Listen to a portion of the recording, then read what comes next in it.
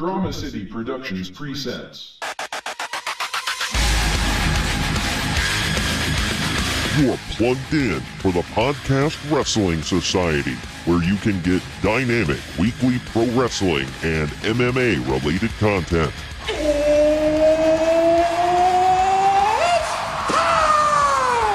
Give us a follow on Facebook, Twitter, and Instagram at PODWRES Society so that you can stay in the know. Faith is the place, and the sky's the limit. And if you like what you hear, give us a 5-star review and hit that subscribe button. Woo! Woo! Woo! Woo! Now, your host, he is the one and only Troy Adams. We are the Podcast Wrestling Society, and we are always prepared to J.O.B. I'm your loving leader, benevolent host, and Midwest monster. Pin me, pay me, I'm Troy Adams. And my esteemed co-host joining the society today, he is rounding out this podcast head cheese. He is the Steve Blackman to my Al Snow. It is Greg. What is up, Greg? What up? Got the head cheese reference in. Head. Yes, you are. And, well, you already like the Packers, so there you go. This is the hottest independently run wrestling and MMA podcast for fans by fans. And if you're listening to us on one platform, I want to tell you there are multiple ways to listen to us. You can check us out and all the other podcasts in our network. If you go to dramacityproductions.com. Or recently on WrestlingWithWrestling.com. We got hooked up with them most recently. I guess I better tell you about our latest affiliation. We are very excited to be hooked up with WrestlingWithWrestling.com.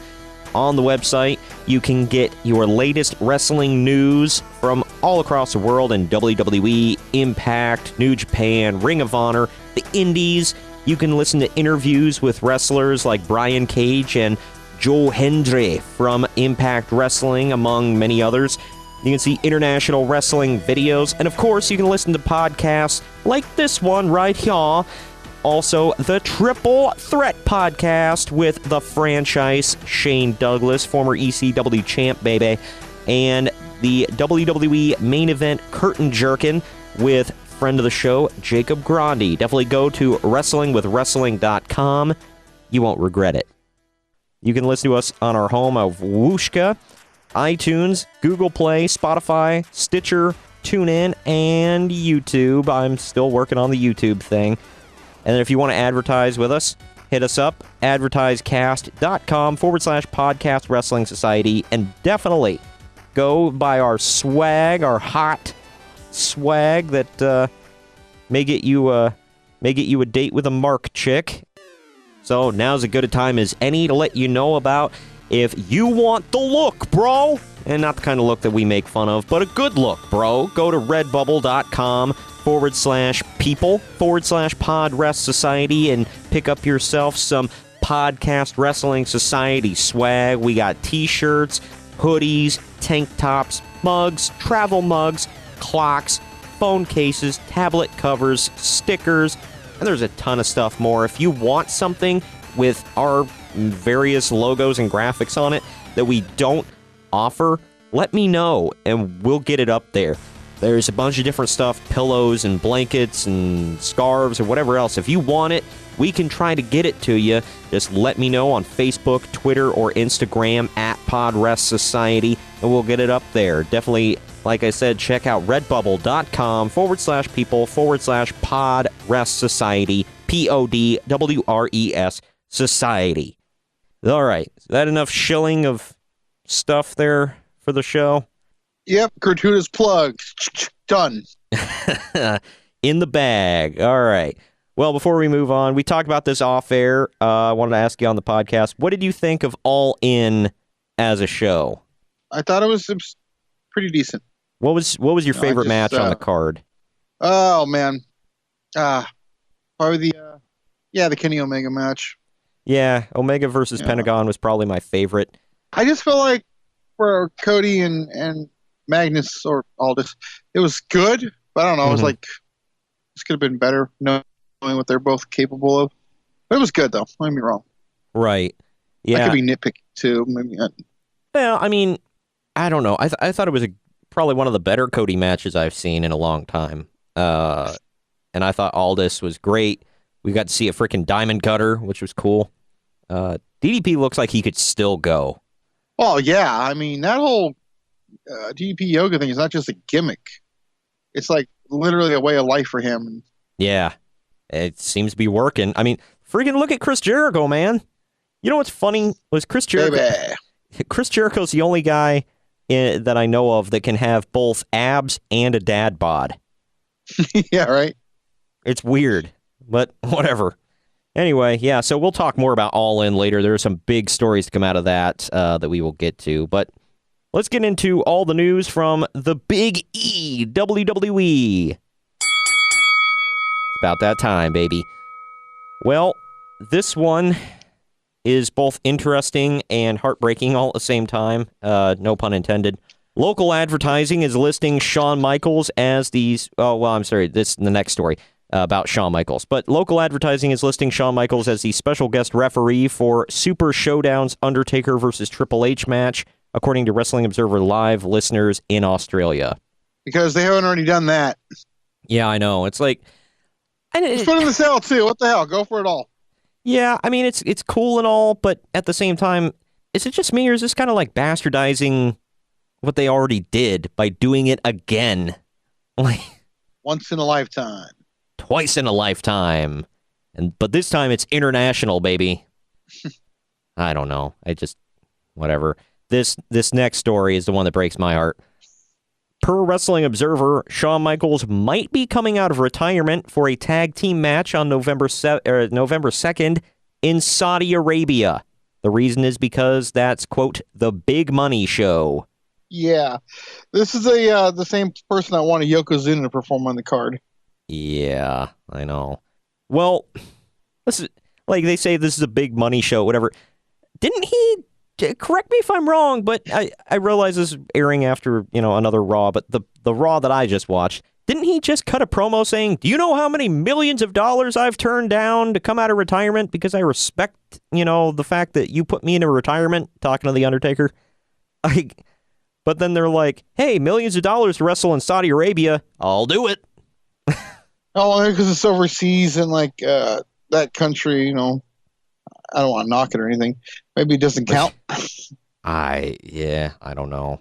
I'm going to knock it. Why the hell are you coming out of retirement for Saudi frickin' Arabia? Forget that, man. Oh, man. TJ's getting a letter. Oh, gosh. Direct all your hate tweets to @PodRestSociety. God, but whatever. This one goes in the list, bro, of the worst arena names out there. The Little Caesars Arena in Detroit. Is advertising, quote, special Friday edition of Monday Night Raw for December 28th, 2018. Wrestling Observer, PW Insider says that will air as a taped show on New Year's Eve, which falls on a Monday. Wrestling Observer says that WWE's schedule indicates the Christmas Eve Raw, and then the Christmas and New Year's Day SmackDown episodes will also be pre-taped. Yeah, that makes sense. I agree with that because last year, dude, do you know how much backlash they got for making everybody go out live on a holiday? Yeah, and that was just from Matt Hardy's wife. Oh, man. Yeah, that's, she gives backlash for everything, but I agree with that. Yeah, let them go home. Just friggin' holidays, man. I know Jim Cornette sitting there. Oh, man, that was the biggest night of wrestling back in the day. Back in the territories, we always used to go out there, mother effer. Santa came out of a box and he was effing over. Oh, my God. Oh, my gosh. Then I found out he was a Republican. Had to kick his ass. God dang. Anyway. That was foul-mouthed Mickey Mouse, man, I'm telling you. There's lots of speculation the sudden pairing of Bobby Roode and Chad Gable is a setup for Roode turning heel. Oh, God, please. Clear as day, by the way. I don't know. Maybe that's just me, but... Yeah, that's what I was thinking, too. I thought he was going to do it on Raw, but then I was like, all right, too soon. Give it a slow burn. I think it would have been too random on Raw. But Look, yeah, I don't hate Gable, but this just makes no sense to me. I know. Well, somebody posted, they were like, no offense to Chad Gable, but they were like, when he was teasing like a mystery partner or whatever, was everybody hoping it was James Storm? I'm like, yes. I mean, it wasn't going to be, but yes. But Dude, that Bobby Roode look on his face was so phoned in. yeah. Well, somebody else posted before, like when he got called up and they were making him a heel and doing the stupid dancing with No Jose and everything. And somebody was like, why is this guy a baby face and out there smiling and everything? He should be out there throwing his money around telling me that his junk is bigger than mine. Yeah, exactly. Like, come on, dude. But, yeah, after feuding with Rude, there's talks of reuniting Gable with Jason Jordan when he's finally cleared to return. So apparently they are still hoping that Jordan can return to the ring. All right, the next generation of lame. Oh, my gosh.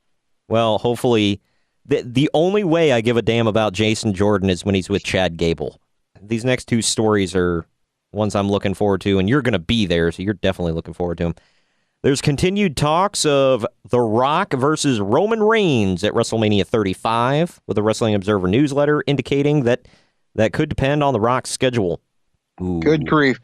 Can you imagine the uproar out of HCW if that happens? Oh, my gosh. Can you imagine just the vitriol towards Roman Reigns, like more than usual? He's already hated, man. I know, and then he's going to be taking on like the biggest star. Like, he just can't cut a break, can he? By the way, well, like spit on the Bible and rip the American flag and set it on fire or something, man. That's The Rock could literally be like dragging a puppy to the ring, set it on fire, and then punt kick it out into the center of the crowd, and they would still chant his name against Roman Reigns. It's bad. Disney taking Guardians of the Galaxy Volume 3 off of their 2019 schedule after firing writer/director James Gunn. And Dave Bautista's outspoken denouncing of the firing has increased speculation that Batista could be back in WWE for WrestleMania 35. Well, we know he won't be involved in HCW then because they have a deal with Disney. Well, they're going to be on Main Street. Oh, well, yeah. Cut that out. Well, yeah. Plus, I'm sure that, a certain higher up in HCW will say that Batista sucks and he's not allowed. So, I don't know. I wouldn't mind seeing him back, though. Yeah. I mean, I don't know what he would be doing for Mania 35, but as long as, he's not coming in the main event, I'm cool with it. I could see him facing, like, Rollins or something. Triple H. Or Ziggler. How about, well, hey, his last appearance in WWE, he got pissed off at Triple H and quit. So, there you go. Ready-made match, man. Oh, yeah. So, or he goes against Braun Strowman just because. Yeah, that too. Dude, it would be so cool if he had like a Drax the Destroyer inspired entrance at Mania. Oh my gosh. So much they could do with that. Like skirting the lines of copyright without actually crossing that line. Why not? Balor got away with it for years. Yeah, right. But yeah, so I've always been a Batista fan. His last run wasn't fantastic. The best part about it was the Evolution thing. I don't know. We'll see where it goes. Renee Young got the call to announce Raw because Jonathan Coachman again had a commitment with the Golf Channel. I'm not joking, people. I'm sorry, I know. That's the point. That's the funny part. I know. There are still no plans to add her to the desk permanently, but officials remain pleased with her performance there.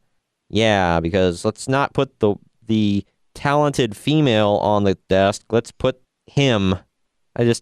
Not the coach just doesn't. Say the coach. Yeah. I mean, it's not that he's completely talentless, but mother of God, he's like Percy Watson in NXT. He adds absolutely nothing to that table. Nothing. Oh, my gosh. And it's funny, huh? I saw a meme that said Renee Young is a walking spoiler. Every time she's on commentary, someone returns. Who returns? Like Dean Ambrose returned the first time, and then The Undertaker returned this. Yeah. Well, sticking with women's stories here, in addition to the tag titles, which have been rumored for a while, Barn Burner's Fired Up podcast says that a secondary singles belt will be introduced for WWE's women's roster by early 2019. Oh, good. Yeah. Reading the title. Yeah. More titles. Yay. That's just what we need. More titles. More and more and more titles. More content. Yeah. More content, more titles, more shows. God dang. Whatever. Just more. Well, I don't know. I can't wait for ACW to come by and just take them out finally, man. Oh my gosh. Shut up. Oh my gosh. I don't know if I want to say what this seems to mean for fear of hate, but according to the Wrestling Observer, the WWE Evolution event still hasn't sold out and hasn't been a big success to this point as far as ticket sales go. Well, I hear they sold more than 2/3 of them. Really? Yeah. You just figure with as much hype as they've been putting around this event that, like they act like, oh my gosh, this is such a big deal and everybody cares. But not quite. And I'm not saying it's not a big deal. It is. But they just make it seem like everybody cares about this. I'm like, apparently not. I mean, I think it's cool. I'm going to watch it and enjoy it. But, I don't know, am I wrong here? Like, No. Well, it depends on who you're asking, but yeah. I mean, ticket sales don't lie. If people aren't buying tickets, then obviously they don't care that much. And it's not in a small market either. It's in freaking Long Island? Yeah, it's not like Brooklyn or anything, though. Well, so. no. I mean, I get it does that. require some extra travel for everyone who gets to Long Island. I understand that. But it's still New York. Like, you figure anything in that area generally sells out or, damn close. So I don't know.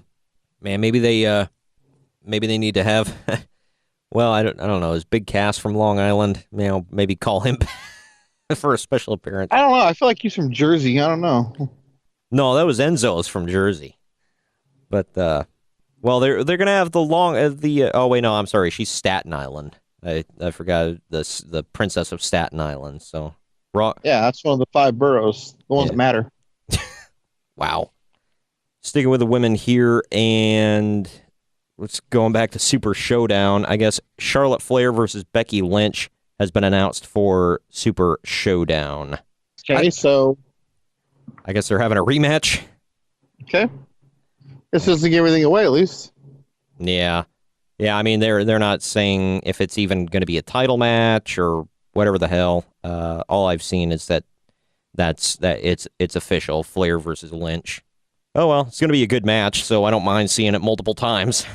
A little bit of injury news here. Fandango was in Birmingham, Alabama last week, according to PW Insider. He had surgery to repair a torn labrum at the Andrews Clinic in July and said at the time he'd be out for 6 months or more. Of course. Yeah. So oh, they're doing anything with Breezango anyways. You know what I do with Tyler Breeze, and I'm not joking about this, just send him back to NXT, man. At least there he might actually get some spotlight. Yeah, on that gorgeous face. Wow. But yeah, he could have some damn good matches with like Velveteen Dream and whoever the hell else down there. Send him down.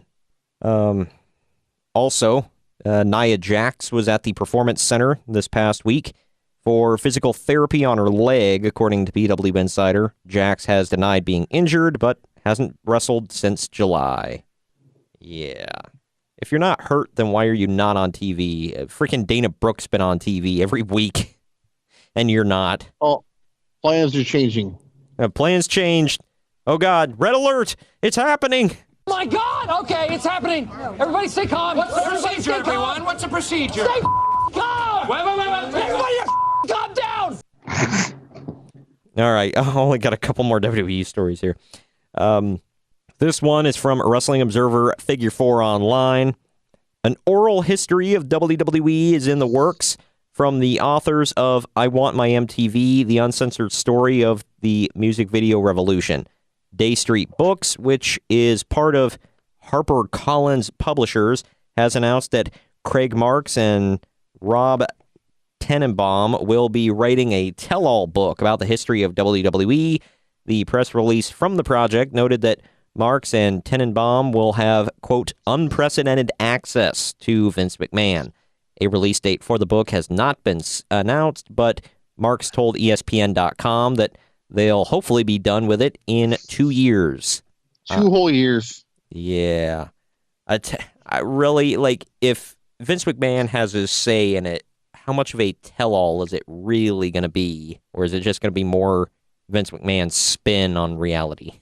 Bruce Pritchard said it himself, man. History's written by the winners, and he's won, so there's real history, and then there's history with the WWE glow to it.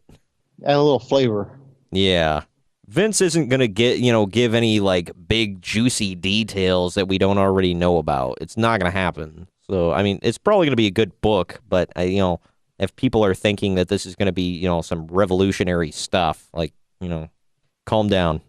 Last story I have here, in particular, it's interesting to you and I. Some more brand new wrestlers, superstars, announced for WWE 2K19, which comes out in less than a month. We have Andrade Cien Almas with Zelina Vega. I assume she's just a manager. Arya Davari, Billy Kay, Drew Gulak, Lindsay Dorado, Mandy Rose, Maurice is back, Mustafa Ali, Peyton Royce, Sonya Deville, Tony Nese, and I was actually worried about this one. Chris Jericho will be in the game. I honestly thought that was up in the air, but he will be there. I never doubted that once. Why wouldn't he be? Because he hasn't really been around this year. And? Usually if somebody hasn't been around that much, they usually pull him, especially if he's wrestling mostly for another company. Well, do you remember that one year he wasn't around very much and he was not in the game? Actually, he threw a fit about it online because he was like, dude, I wanted to be in the game. That's royalty checks for me. And then they kept him out of the game, and he was kind of hot about it. So, I don't know. They've pulled people. The only omission I can remember the past couple of years, like, why wasn't this guy in there, was Almas last year. Yeah, that's one. Yeah, he wasn't in, but yet DLC, we got your favorite guy there. I can't even think of his freaking name. Lars Sullivan. I'm going to say Lars. Yeah. Shut up. What? Come Nothing, on. move on. What? I'm sorry I revealed your love of Lars Sullivan to the world. I hate you. I can't even say that with a straight face. I'm sorry. Oh, man. All right. Well, anyway, I guess now it is time, before we go to our break, it is time for the list, bro. And today we are going over the top 10 wrestlers who were fired for good reasons. Kind of an odd list. We don't usually do anything like this, so I thought this would be something different than we've ever done before. Let's bury some people, shall we, Greg? Why not? Yeah, why the hell not? It's not like these guys are going to come look us up or something. All right, number 10. Starting off with a hot one. Number 10, I said Juventud Guerrera. He was apparently fired for multiple reasons from WWE. Arrogance, publicly no-selling, and just being dangerous to work with all around. He apparently, in TNA, when he was there for a cup of coffee, he really messed up Jerry Lynn's shoulder and neck. So, yeah, Jerry Lynn, a.k.a. the new Reffin' Show. Messed up by the juice. Yeah, the juice. Oh, man. Number 9, the Cat, for unprofessional behavior. She wasn't even, technically a wrestler, but they still threw her in the ring. And apparently they fired her for talking crap backstage. Man. And Lawler quit. Yeah, that was good call, Jerry. Ah, man. But, yeah. Number 8, Big Cass for unprofessional behavior. Big ass. Also known in the indies as Big Cass with 2 Z's, or, just recently, Big C. Man, yeah. Because Kaz was too close to Cass. I guess so. Could get sued for that, pal. I still say he should go with with Large Cassidy, but whatever. XL Cass. XL Cass. Or, like we were talking about, William XL. I think that was a good one. Or Big Willie. But yeah, we all know, we've covered his supposed unprofessional behavior, kicking down bathroom doors, getting into it with Carmella backstage and having to be, having other wrestlers step between them. Yeah, all that good stuff. Number 7, Kurt Angle for apparent drug abuse. Man, apparently he got fired, or they were trying to help him by releasing him, but then he goes to TNA, and I guess he's fine now, so it's all good. All right, number 6, I said Jeff Hardy, again for drug abuse. Or which time? All of them. Actually, when you see, dang, I missed my opportunity. When you said which time, I should have just said yes. But yeah, so it's a sad story. I mean, he seems to be doing okay now, thank God. But, you look back at some stuff, especially that Victory Road thing. That was bad. Oh, yeah. I choose to forget it. I try, but it makes so many lists of bad things that you see online. It's like, oh, gosh. Number 5, I said Scott Hall, fired from WWE for being drunk on a plane. During the plane ride from hell, actually. I heard he was the worst one from all, I think. Yeah, they said he was just being drunk and belligerent and whatever. There was a bunch of people that got fired during that. I guess Kurt Hennig got fired for friggin' wrestling with Brock Lesnar in the aisleways. and apparently he got he was wrestling with Brock and ran into the emergency door and freaked everybody out. Oh, yeah. I think X-Pac said that it was funny because he knew it was no way in hell that thing was going to open. Yeah, well, of course not. But again, I don't know. Apparently Mad Dog Vachon opened up the emergency door on a private plane one time back in the AWA days. Freaking Greg Gagne was talking about it. He said he was like drunk and high, and he like opened the door and started chucking stuff out the side of the plane. Like, oh my good Lord.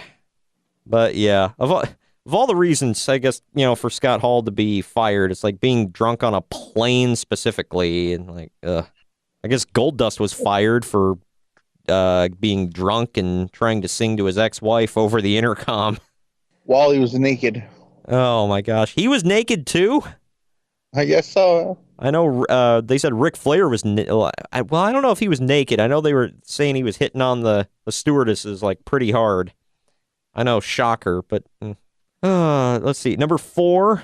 Oh, this one will pop all the marks. Number 4, I said CM Punk for walking out on his contract. Oh, man. Hashtag Punk was right. Hashtag doofus son-in-law. Oh, man. Man, I'm going to get a bunch of hate tweets for that. What do you mean he was fired for good reason? Screw you. He wasn't fired. He quit. Like, did he? I mean, he walked out. He didn't technically quit. They sent him termination papers, therefore he was fired. So he makes this list. And, I mean, dude, he took his ball and went home. You don't do that. I don't know. Anyway, number 3. This is an odd one. He's not a wrestler, but he qualifies for this list. Number 3, Earl Hebner for allegedly... him and Dave were selling bootleg WWE merch. Oh, I think he's admitted to it, by the way. He did, yeah. Bruce Pritchard talked about it on his podcast. Yeah, I know Bruce talked about it, but I don't... Did Earl... Did he say Earl? Yeah. Okay. Yeah, he said he came into the office and told Vince all about it. Wow. Yeah, well, that's why he was refereeing a match at All In and not WrestleMania. That's harsh, though, man. Freaking, it was selling bootleg merch. Like, who does that? That'd be like... I mean, it's not hard to get your hands on the real stuff.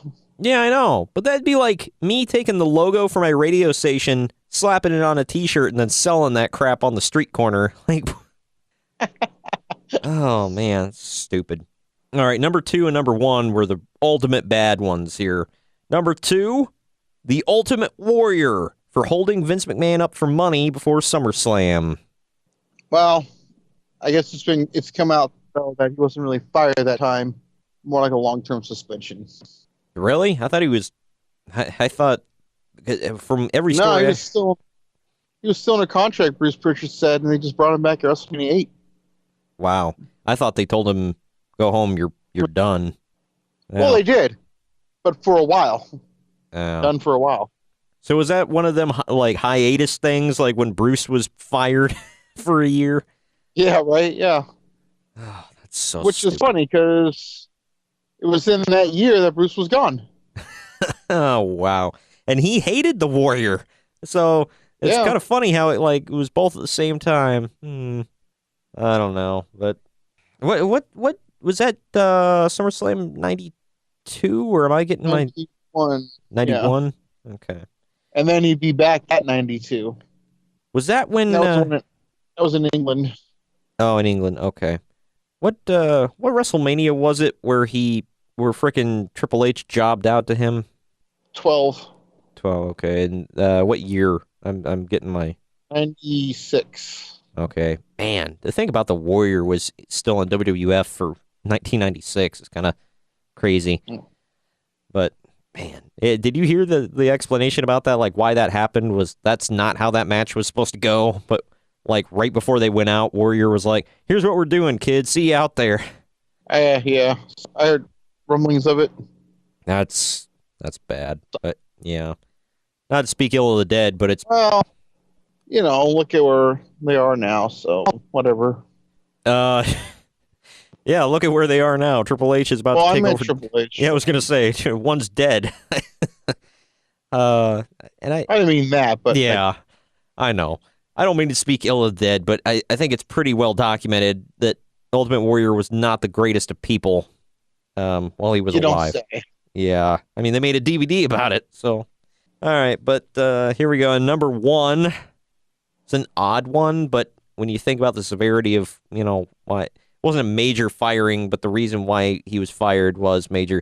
Number one, I said Nails for assaulting Vince McMahon in his own office and then claiming that he did it because McMahon tried to touch his junk. Oh man. That's and this is hot off the heels of speaking of SummerSlam '92.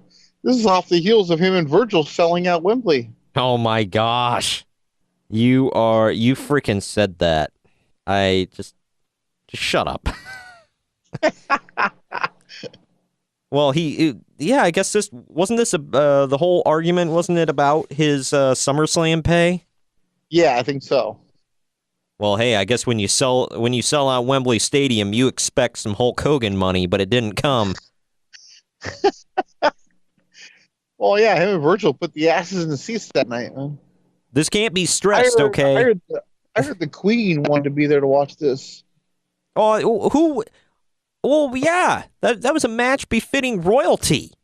Queen Elizabeth needed to be there front and center to witness the great Virgil versus Nails. That was a 5 meatball classic, baby. Damn right. The only one that comes close to that is him and Adam Bomb on Raw. Oh my gosh. By the way, real quick, if you guys don't follow Virgil on Instagram, you need to go do it. It's the greatest Instagram out there. Well, I would actually say like all social media for all wrestlers ever, my vote for greatest of all time has got to be the Iron Sheik on Twitter. Has to be. Warning, severe graphic language. Oh, hell yeah. All he does is drop the F-bomb and say stupid off-the-wall crap. It's hilarious. It's just doesn't make any sense. This one the other day, I sent it to my friend and he was like, wait, he thought I was joking. He was like, wait, is this real? I'm like, it is real. The Iron Sheik tweeted, and this was on last Wednesday, he said, breathe in, breathe out, go F yourself, # Wednesday wisdom. Yeah. Oh my god. That'll help. Yeah? Yeah. And, listen to the Sheiky baby, Bubba. If you don't break your back and make you humble, put you in the camel clutch. Yeah. break your back, do something to your nether regions there, and make you humble. Oh my gosh, I love Kevin Nash talking about when he had to drive him and some other legends around, and he gets in the car and Sheik goes, "Who's this big jabroni driving us?" He's like, "I'm not a jabroni, Sheik." "Oh, of course you're not, Bubba." Hearing the Iron Sheik call Kevin Nash a jabroni, I just wanted to be there for that. That's awesome. But anyway, yeah, so that's all the WWE news and part one of The Least. When we come back, Greg and I will be discussing all the wrestling from elsewhere. I regret to inform you, Greg, I know during the break you need to get your morning in now. There's no Impact news. Oh, man. I know. I don't even care. I'm done. I'm leaving. I'm pulling CM Punk. And believe me, I really dug for this, and I couldn't find anything. It really hurt. Like, but anyway, but we do have a lot of news from about a certain broadcaster passing away, which is kind of a low note to start on, and some all-in Fallout news and some news besides All In, whatever. And then we've got our MMA news. UFC 228, baby. That's the right one, right? 228. I'm getting the number right? Yeah. Okay. Yeah. I always get the numbers wrong. But yeah, UFC 228, we will talk about it. And there's some other big league, huge news from the MMA world. Huge. That we will discuss. And, of course, Greg's top 10 list when we come back right after this. DramaCityProductions.com. Hey, I'm Morgan Danielle. And I'm Luco Blaze. And you can check us out on www.themetalexperience.com for the latest interviews featuring punk and metal bands from the Chicago area. And on our website, you can read interviews and reviews from bands all over the world in our blog section, either on Reviews from the Crypt or the Let's Chat Q&A sessions. Also, check us out on Facebook, Twitter, and Instagram. And remember to keep it metal. Woo! All right, ladies and gentlemen, we is back from our short little break here. And, well, I guess that means we're going to dive into all the news from elsewhere across the wrestling world. And as I said earlier, I know, Greg, just try to contain it. I know you're a little upset, but there is no Impact news. I'm sorry. Yeah. I'm going to have to get a psychiatrist to help me out now. Yeah, I'm that depressed. Your heart is crushed, and you'll have to find some way somehow to carry on. But the show must go on, man. I don't know what else to say. I totally understand. Yeah. So, but anyway, let's get into this actual stuff. This first story I have is actually quite a bit of a bummer. All these stories, by the way, this first chunk of stories is all from Wrestling Observer Figure 4 Online, so I do want to credit them.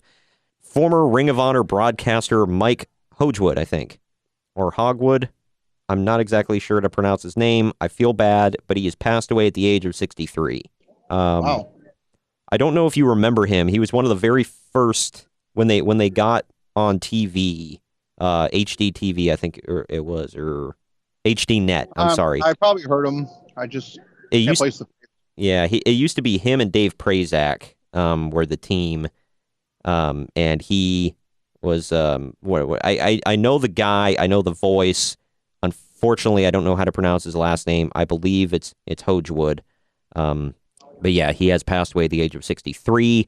There has not been a cause of death given, so that is unfortunate, and condolences to his family and all that. But moving on, here some stats for you. All in earned $458,525 at the gate. from its sold-out attendance, according to the latest Wrestling Observer newsletter, which also says that Fight made over $1 million from iPay-per-view buys from the show, and the StarCast podcast event tied to it, approximately 20 to 25K buys between the two. So, well, I have no doubt those numbers are inflated because it's Meltzer. God. You know, he would say, so why not? Well, Fight themselves, it wasn't through Meltzer, but Fight themselves reported their numbers. So, but between the two shows, 20 to 25,000 buys for the weekend. Not bad, especially for an iPay-per-view. So, and from what I heard, you can go on Fight. If you can still go to Fight and sign up and watch all the stuff on demand. There's a ton of content from over the weekend on for StarCast. Apparently, they're charging $5 per show if you don't want to pay for the whole thing in a bundle. So if there's only a couple things from StarCast you really gave a crap about, $5 on Fight per show. So not a bad deal, I would say.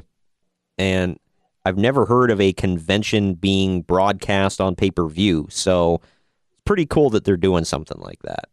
I mean, like, what are you going to see? Someone walking around saying, hey, can I get your autograph? Well, no. It was they're broadcasting the panels. So, and they have a camera set up at well, each when one of I the think panels. of convention, I just think of like meet and greets. So right, yeah, I hear you. But have you ever been to a Comic-Con? Yeah. Okay, well, have you know how they have panels and stuff like that, right? And the Q&As and whatever. Yeah. Okay, well, it's basically that. They're broadcasting all the Q&As and the panels and stuff like that. So that's unique. It's pretty cool. I went to the Cleveland Comic-Con 2 years ago, I want to say, and unfortunately, there weren't like a whole lot of panels that I cared about, but there were a ton of celebrities there that year. They were all in the same room. So basically, I stayed in the same room for like 4 hours, just hearing celebrities like all day. So that was kind of cool. All right. The Observer, this is what I really wanted to talk to you about. The Wrestling Observer also says that Kenny Omega, Cody Rhodes, Adam Hangman Page, and the Young Bucks do plan to stick together in their upcoming contract negotiations, and the five of them going to WWE, quote, is an option. So either way, all five of those guys plan to stick together, whether it's in the Indies, in WWE. I've heard that one before. Yeah, anything can happen. But I would like to hope. Okay, let's put on our what if hats here for a second. Let's say WWE is interested, and they want to go to WWE.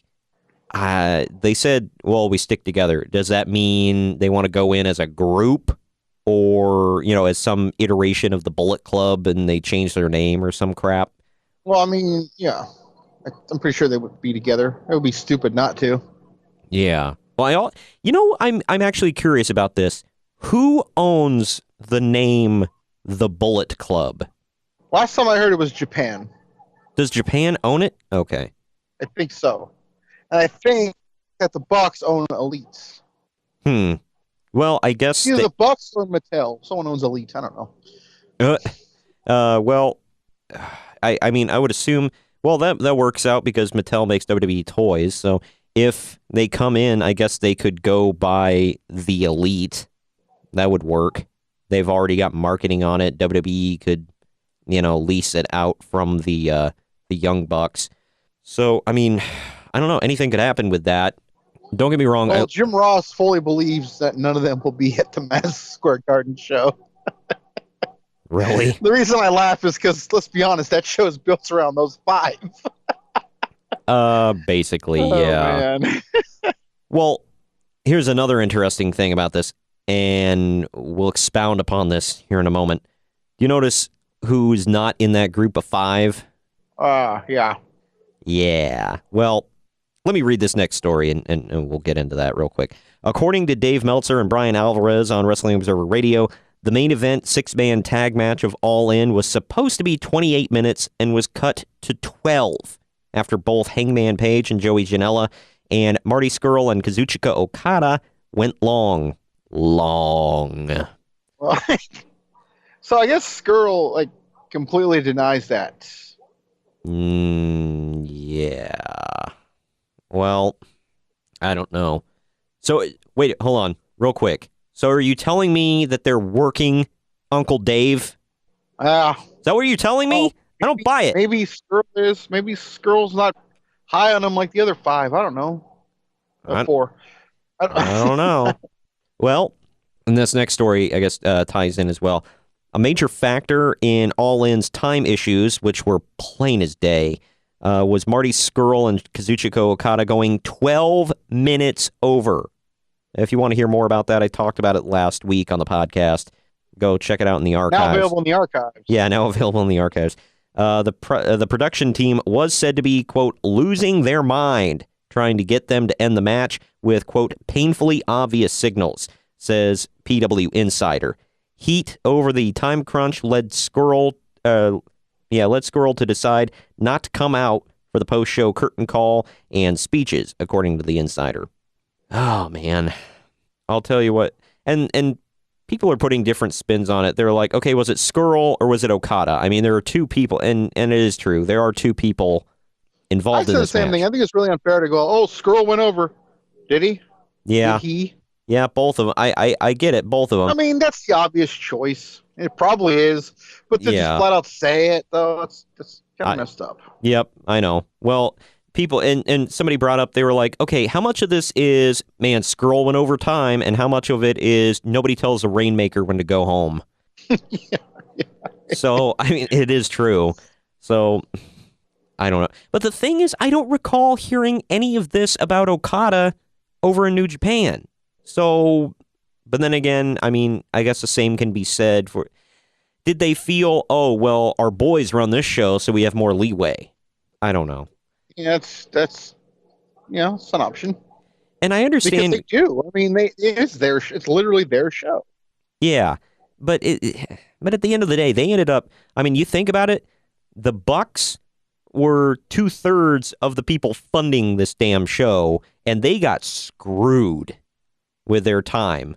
Like, that's a kick in the nads. If I was paying for a whole show to be run, basically around me and whatever, and then my time had to be cut, oh my God, I'd be furious. Can you imagine if that happened in ACW? Oh my God, heads are gonna roll. Oh man. Somebody's gonna bend it like Beckham. What the hell? It's an inside joke. I'm not going to explain because you don't want to sue. Yeah, I don't want to get sued anyways. So. Yeah, we might get sued because they have the best lawyers, Greg. The best. They can get around copyright law. These guys are going to get the president out of office, man. This is a true story. Oh yeah. We're not getting into that. We're just not. All right. This is Mark. So, okay, move on. But I am excited for to see what the future holds for those 5 guys. Dude, the roof is going to blow off the Staples Center when the Bucks show up during War Games. Well, the thing is, if they really are, quote, sticking together, and if they want to come in together, then they might just hold them off until everybody's contract is up. Because I'm sure they're going to come in together. Anyways, yeah, they're going to come in at War Games. The Bucks are first. Yeah, That's what everyone wants. Okay, I don't myself included. I talk so much crap about them, but they're the ones I want the most. I mean, I'm 50-50 because on one hand, I'm like they could definitely have the best matches down in NXT. And they would have more leeway and be able to have their own matches without being overproduced. However, one of my friends brought this up. They're like, all of their feuds are on the main roster. So they're not going. I think they're going to show up in NXT for a little bit and then be on the main roster very soon after. Somebody brought up to Cody on Twitter. They're like something about you're just going to go to NXT and do whatever. And he was like, I have zero interest in developmental. And it's like, at the same time, yeah, if you were Cody and you've already been there for a long time, held multiple titles, why the hell would you want to come back and go to NXT unless you're... First of all, Drew McIntyre did. Kevin Owens did. Well, come on. Well, Kevin Owens hadn't been there before, and but he's already just. Well, no, I'm not. And it's like did a tweet a couple weeks ago and said it's not developmental anymore. It's a third brand. People just don't get that. Yeah, he can say that, and developmental is the training facility. Yeah, I mean, they can say that all they want, but at the same time, people are still being, quote, called up to the main roster. So. Well, yeah, but developmental shows don't have major pay-per-views, so. I mean, I get it. I get his point. But at the same time, people are still, working for a spot on Raw or working for a spot on SmackDown. So. Not all are, though. I mean, Velveteen Dream said he'd be happy staying in NXT forever. Yeah, I mean, in all honesty, I would like Tommaso Ciampa and Johnny Gargano to not go up to Raw or SmackDown because I have no faith. Oh, the case for you is Johnny Gargano's not. He's going to go 205 Live. So yeah, that's another one. I have no faith that he will do anything on the main roster at all whatsoever, which is sad. But I mean, look at him. He's a little dude, and he does indie high spots. So I don't. #dive. Basically. So, I mean, and I think he's phenomenal, and he's a great talent, but I just don't think he would fit in. Use that word, please. What? That word belongs to one man, okay? Oh, good grief. Well, Am I wrong? Well, every time I say the word GOAT, I have to pay Chris Jericho royalties, so. And Tom Brady. They share it. They went in. They went all in on the trademark. On the list for it, so just remember that. Yeah. Anyway. He won that little game against the Falcons, and then he got put on the list. Wow. I mean, in all honesty, I really hope that, these guys, there are very few things I have faith in wrestling. I'm trying to have faith that these guys actually freaking mean it. Because the thing is, they've proven they don't need WWE to be millionaires. I mean, the Young Bucks have said multiple times, if we go to WWE, it's for fun. We don't need the money. We can retire today and live comfortably until we die. And same thing. Say they could be playing WWE for bigger contracts too. So, well, yeah. Not rule that out. But I mean, you think about how you can't sit here and tell me what they got in the bank, so you don't know that. Well, no. I mean, obviously, I don't. I'm not believing a word of that until they show it or something. Well, I mean, I get. Why would they say, "Oh, I'm loaded. I don't need to go there"? I get that, but I mean, logic kind of shows that it's like I guarantee they have some money, especially with them. Yeah, but if what Jim Ross just said, he goes, you should read what he said about them going. He touched on exactly what you're saying. He's like, money's a sensitive thing in this business. You want a lot of it. You got to go to WWE. You can never have too much money. I guess you can, but I mean, especially. I'm a millionaire. I don't need to work, dude. I do it for fun. Do you see how ludicrous that sounds? Well, I mean, I get it. I get it. They can, they can have more money. They can be more secure. And like Kevin Nash said, everybody wants to retire a Yankee. I get it. But at the end of the day, it's like there is something to be said about they can sit there and not. They can sit there and comfortably say, we don't 100% need this job. We just want this job. Okay, but in the past, haven't you yourself told me that they're the biggest trolls in wrestling? Well, yeah, that's kind of their gimmick. So can't you apply that to this? Yeah, but I mean, I think they are trolling. Well, they are trolling. They are going, and I think they're thinking about being multimillionaires. Maybe they have a lot of money, but it's the money they make in WWE is nothing that they're got now. Well, and I'm not saying that they're not going. They probably are going. All of them are probably going. However, like my point is, they can sit there and actually negotiate and have. I think they will. Yeah, well, because this is one of those rare moments. Because the point I was making was this is one of those rare moments where WWE doesn't hold 100% of the cards in this. Because what negotiations? For popularity purposes, they do. Yeah, well, you can't ask. You can't ask just the regular wrestling fan. Like, let's say my mom. Ask who the Young Bucks. I have no clue. Well, yeah, the casual wrestling fans are. For that, they do hold negotiating power because they can make them bigger stars. Well, of course they can. If they ever leave, they have that star power now because they're in the E. Well, of course they do. They kind of hold some. Yeah, I'm not saying they don't hold any. Obviously, they hold a lot of cards, but I'm saying they don't hold all of them.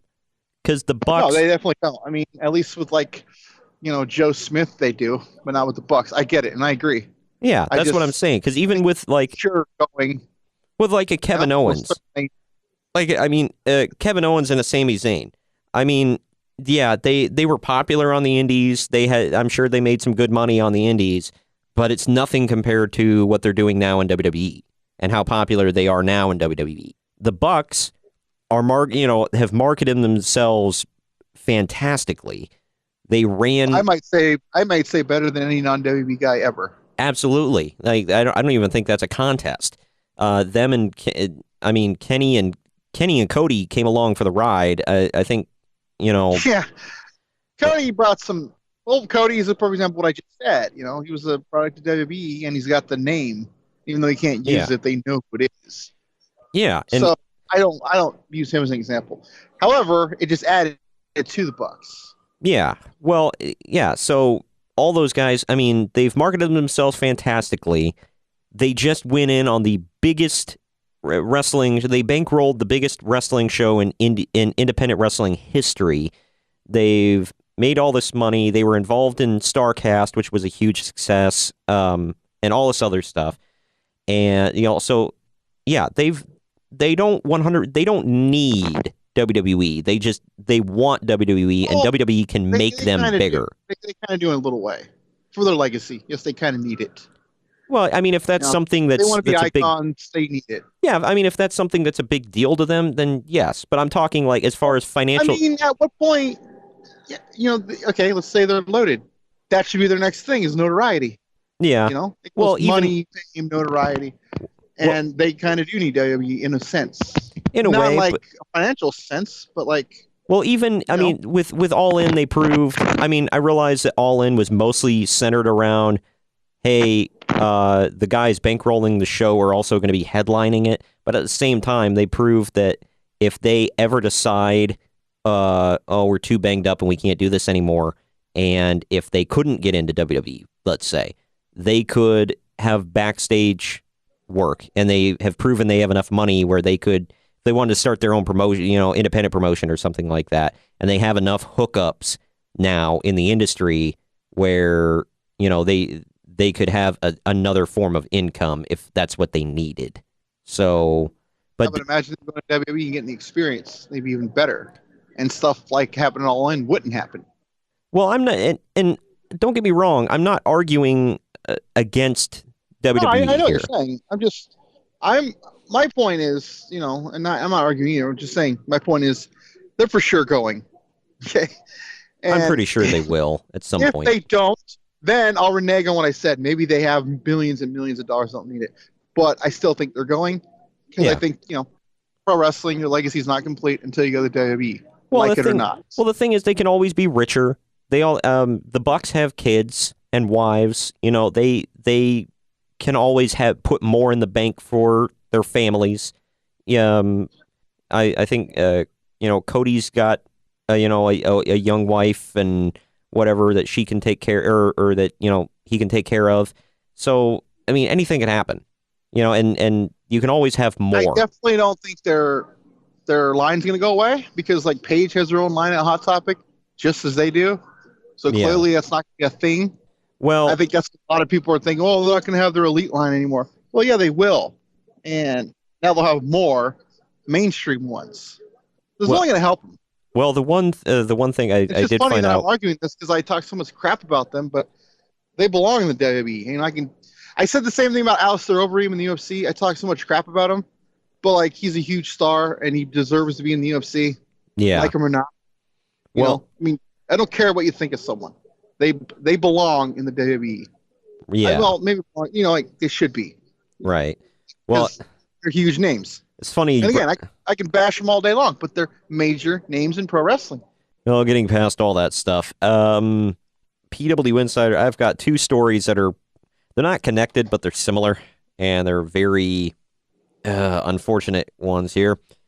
PW Insider brought word that Joey Mercury was arrested on an outstanding warrant in Florida after he was reportedly sleeping in his car outside of a hotel the morning before All In. Oh, don't worry. CM Punk will bail him out. Yeah. The ex-WWE star and current Ring of Honor trainer agented matches and was supposed to work Gorilla at All In, but those duties were obviously covered by others. Man, that's unfortunate, man. Friggin', I thought he I mean, I don't know what the warrants were, but you know, I thought he like cleaned himself up years ago because I heard he had some issues. But clearly leaving WWE, they all came back. yeah. The pro wrestling, so here's the other one. Pro Wrestling Sheet reports that Justin Credible has been arrested in Connecticut for violating a restraining order. He was arrested less than 30 days ago for a similar offense. What are him and Sonny in some kind of like competition so you can get arrested more? I don't know, man. But who's taking out a freaking restraining order on PJ Polacco? Or maybe he came at him with a Singapore cane or something. Yeah, maybe he came at him wearing that Aldo Montoya mask. That would scare the hell out of me. Oh my gosh, the Portuguese Man o' War. Book this crap. That's sad about Just Incredible, but you know, you do it to yourself. It's hard to feel bad. It's not one of them.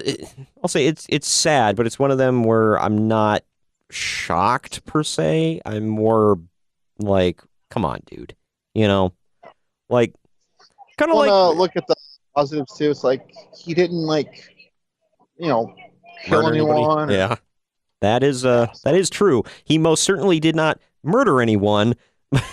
That's not to say he didn't do something bad, but yeah, you're right. I'm just thinking I know. It's just didn't drive drunk or something, and almost kill someone. God, yeah, I know. There's a lot of people, and you hate seeing it. So it's like, well, in comparison, it's not so bad. Yeah, it's like, look, that bar was set really high, like really low. So for you to be able to get over it was good. That's like, that was a Jim Cornette always uses that line that Ole Anderson used. I'm not going to say it just like him. I'm going to clean it up a little bit, but yeah, because I don't drop the F word on this podcast. But he basically said, Jim, I used to think you were a dumbass, but so many other dumbasses have come along that you've moved up the ladder without having to do anything.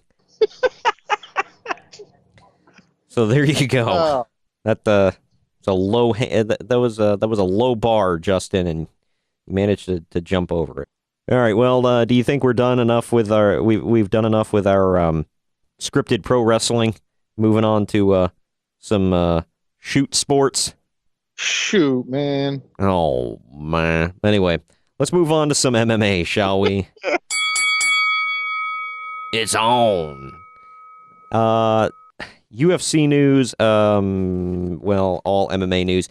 Letting everybody know all the news that I'm getting right now is besides the results of UFC 228 are all from MMAfighting.com. So I'm going to give them some credit here. Real quick, just getting this out of the way now before we move on to the important stuff with UFC. Let's cover stuff, or just this story outside of UFC here real quick. Eric Silva signs a multi-fight deal with Bellator. Yeah. Yeah. Another UFC reject. Scott Coker knows how to pick them.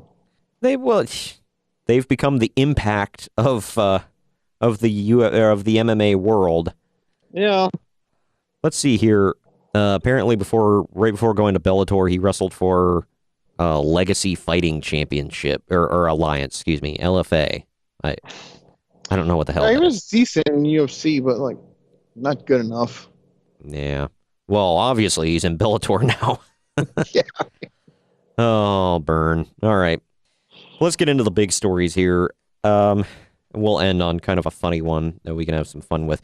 UFC President Dana White said this past Friday on FS1's UFC 228 weigh-in show that Montano, what's her first name? Who? Montano. The I don't know how to say her name, honestly.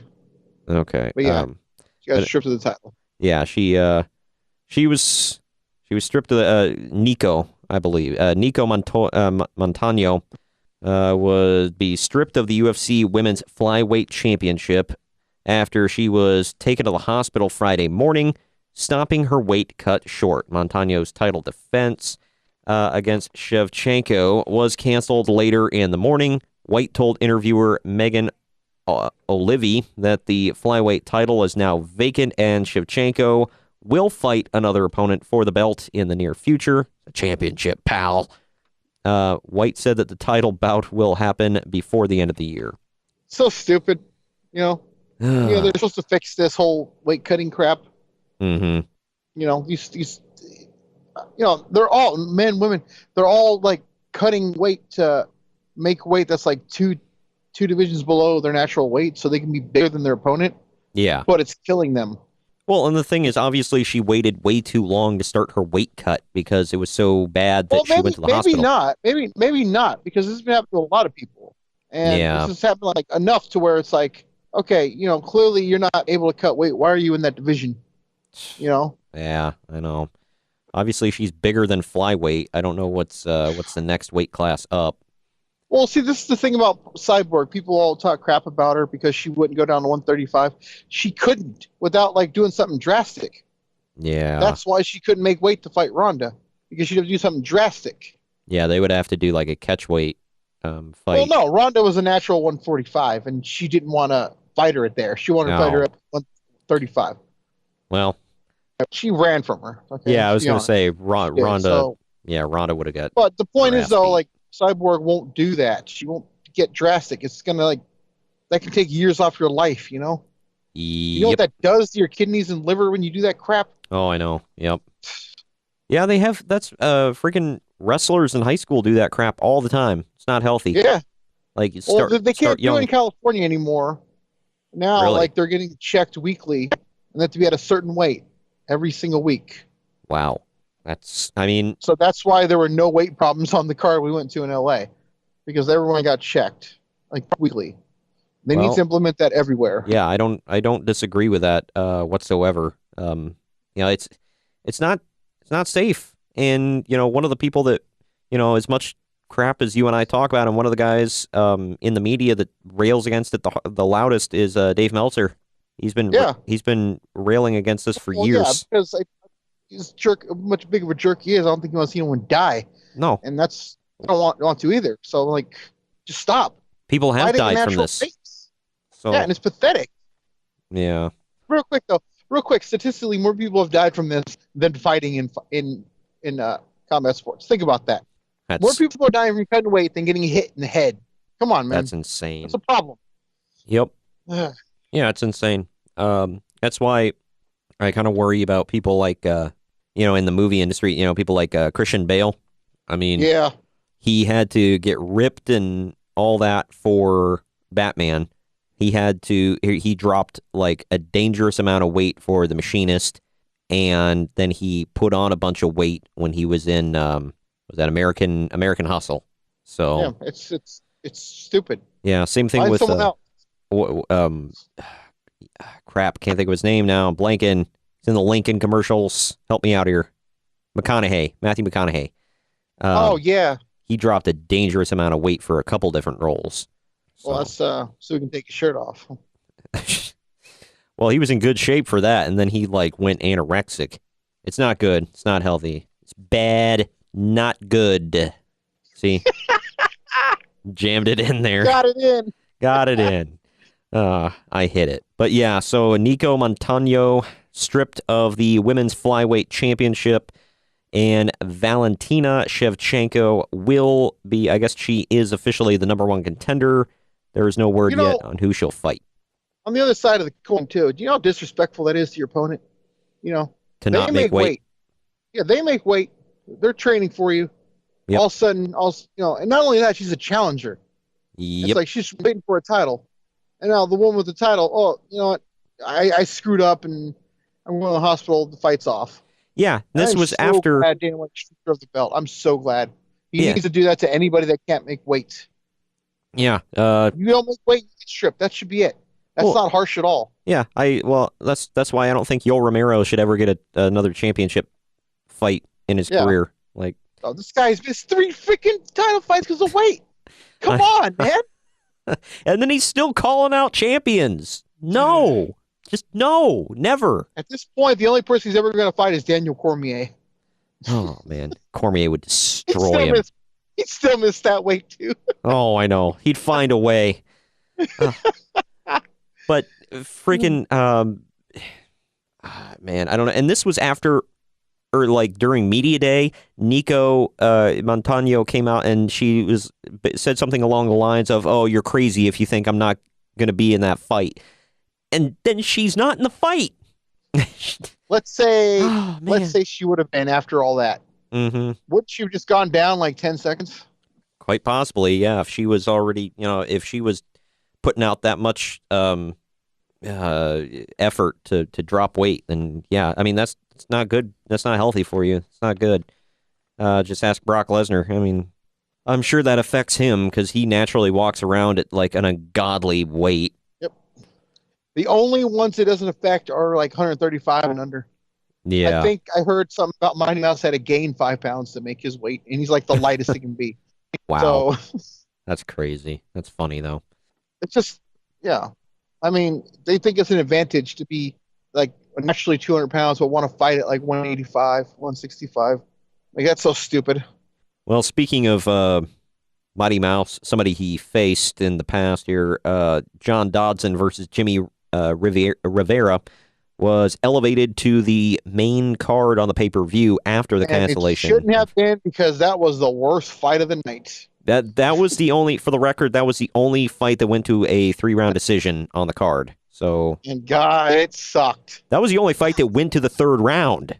So I'm just putting that out there. The rest of them got finished in the 2nd. It's funny.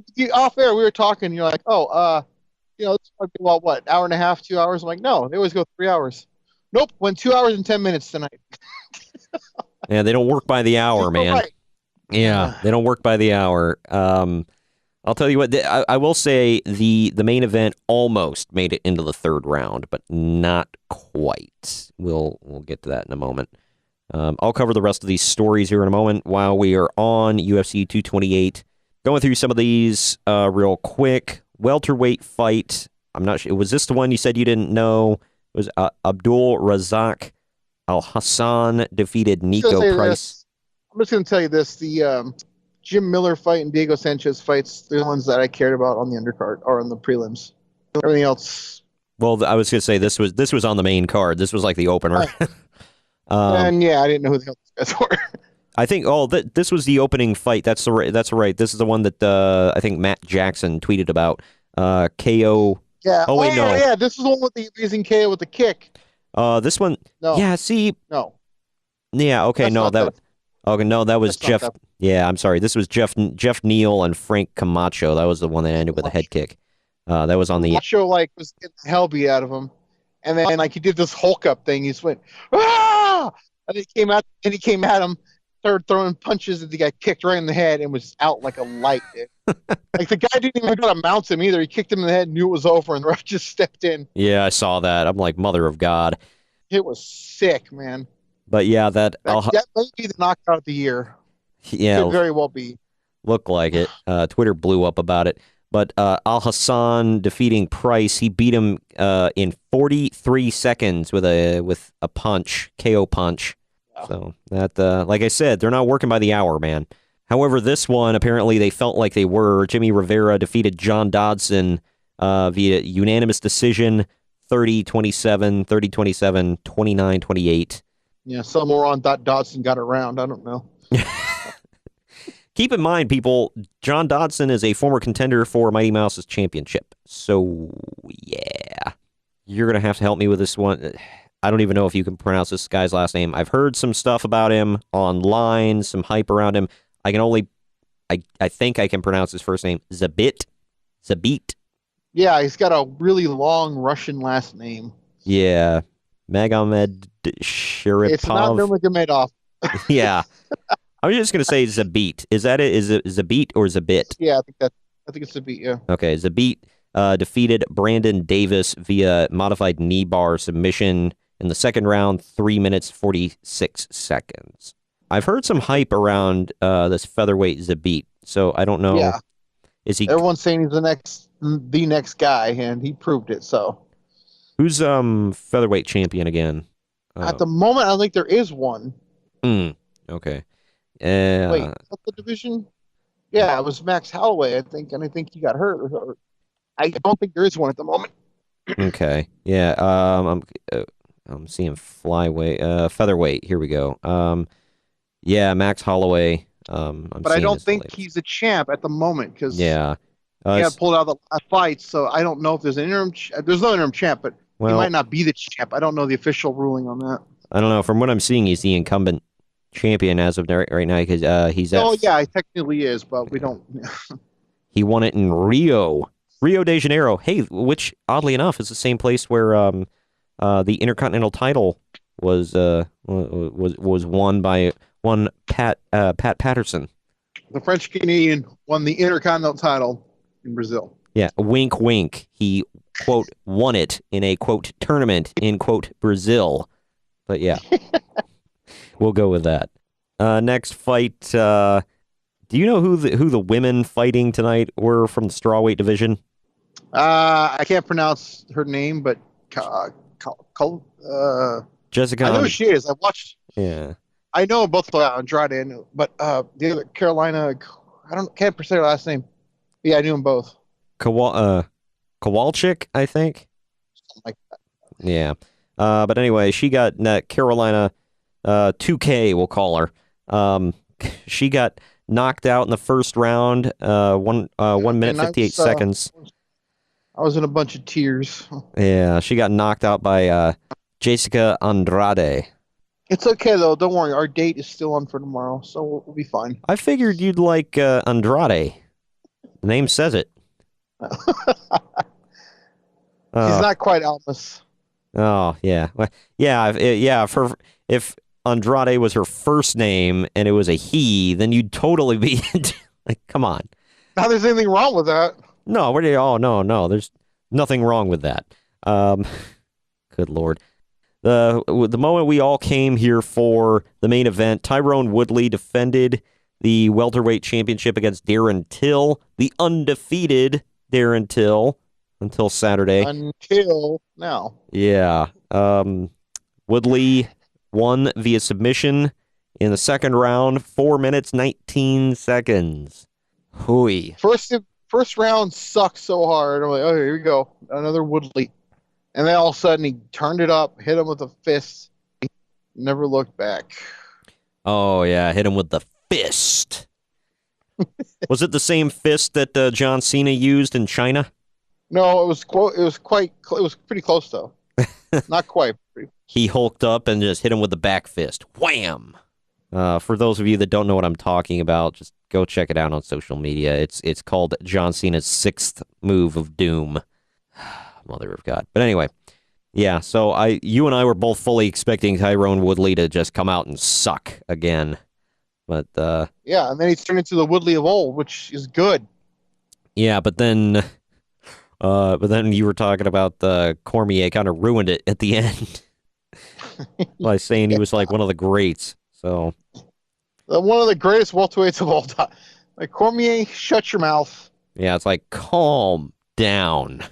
Like, we got George St. Pierre, Matt Hughes, BJ Penn. I mean, oh God, dude, you said that.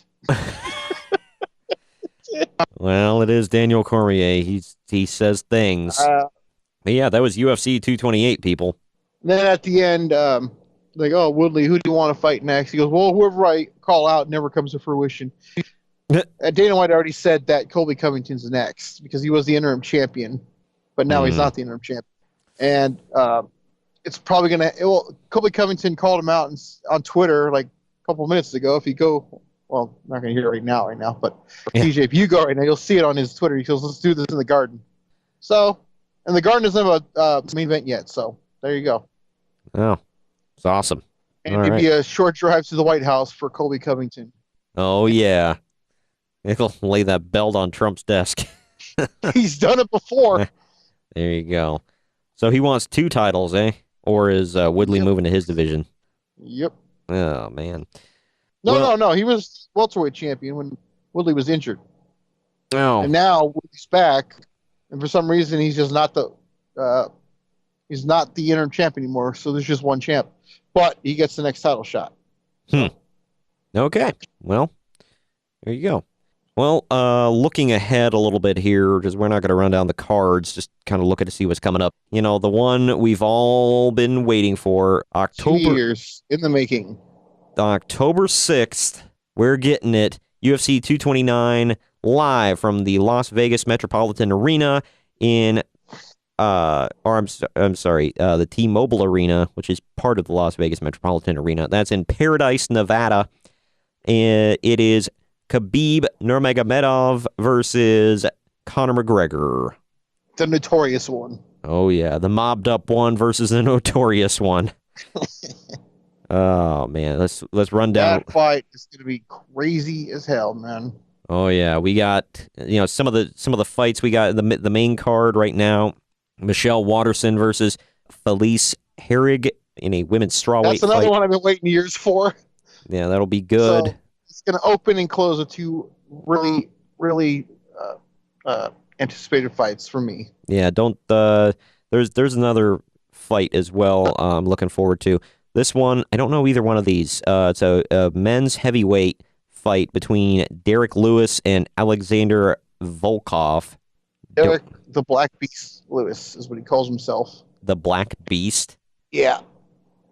He's the guy that called out Brock Lesnar. That racist piece of trash. No, I'm just kidding. That's what he calls himself. I know. Man, he's a freaking animal, man. He's huge. He's huge. Huge. Big league. We're getting a lot of references in here today. We got a light heavyweight fight. Vince St. Preux versus Dominic Reyes. Don't know. I've heard of Vince, but he does not look what I what I expected him to look like. But yeah, OSP. That's what they call him. Nice. Yeah. So there's that one. The lightweight fight right before the main event is. Oh, this is gonna be good. Yeah, Tony Ferguson versus Anthony Pettis, baby. That's gonna be a war. Him and Tony Ferguson. That is gonna be a damn good fight.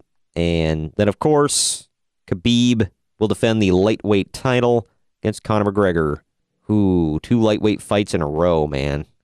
Gonna that division rock. is stacked, man. It's probably the best division in MMA.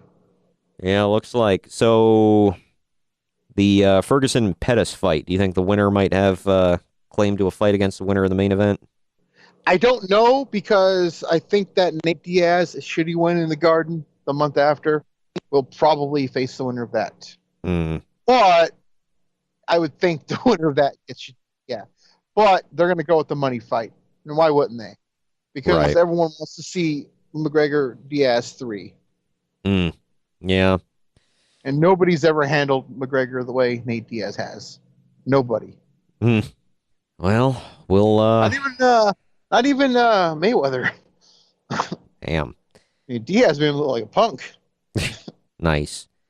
Well, we'll have to wait and see. It's going to be a good show. Very much looking forward to this. Like I said, October 6th, 2018. Yeah, the next 2 UFC pay-per-views are going to be phenomenal. Yeah, they look like it. And we will review that when it happens. Faux show. I know you're all looking forward to that. Some non-event news here from the UFC. I know you covered call out on Twitter earlier tonight. And, well, Saturday night for all of you, or Sunday morning, depending on what time zone you're in. I never got that time zone thing. Inside joke. But anyway, depending on what time zone, Sunday morning, Saturday night, whatever, for all of you out there listening. But let's cover some of these other stories here real quick. Wrap this part of the show up, bro. This one is rather funny.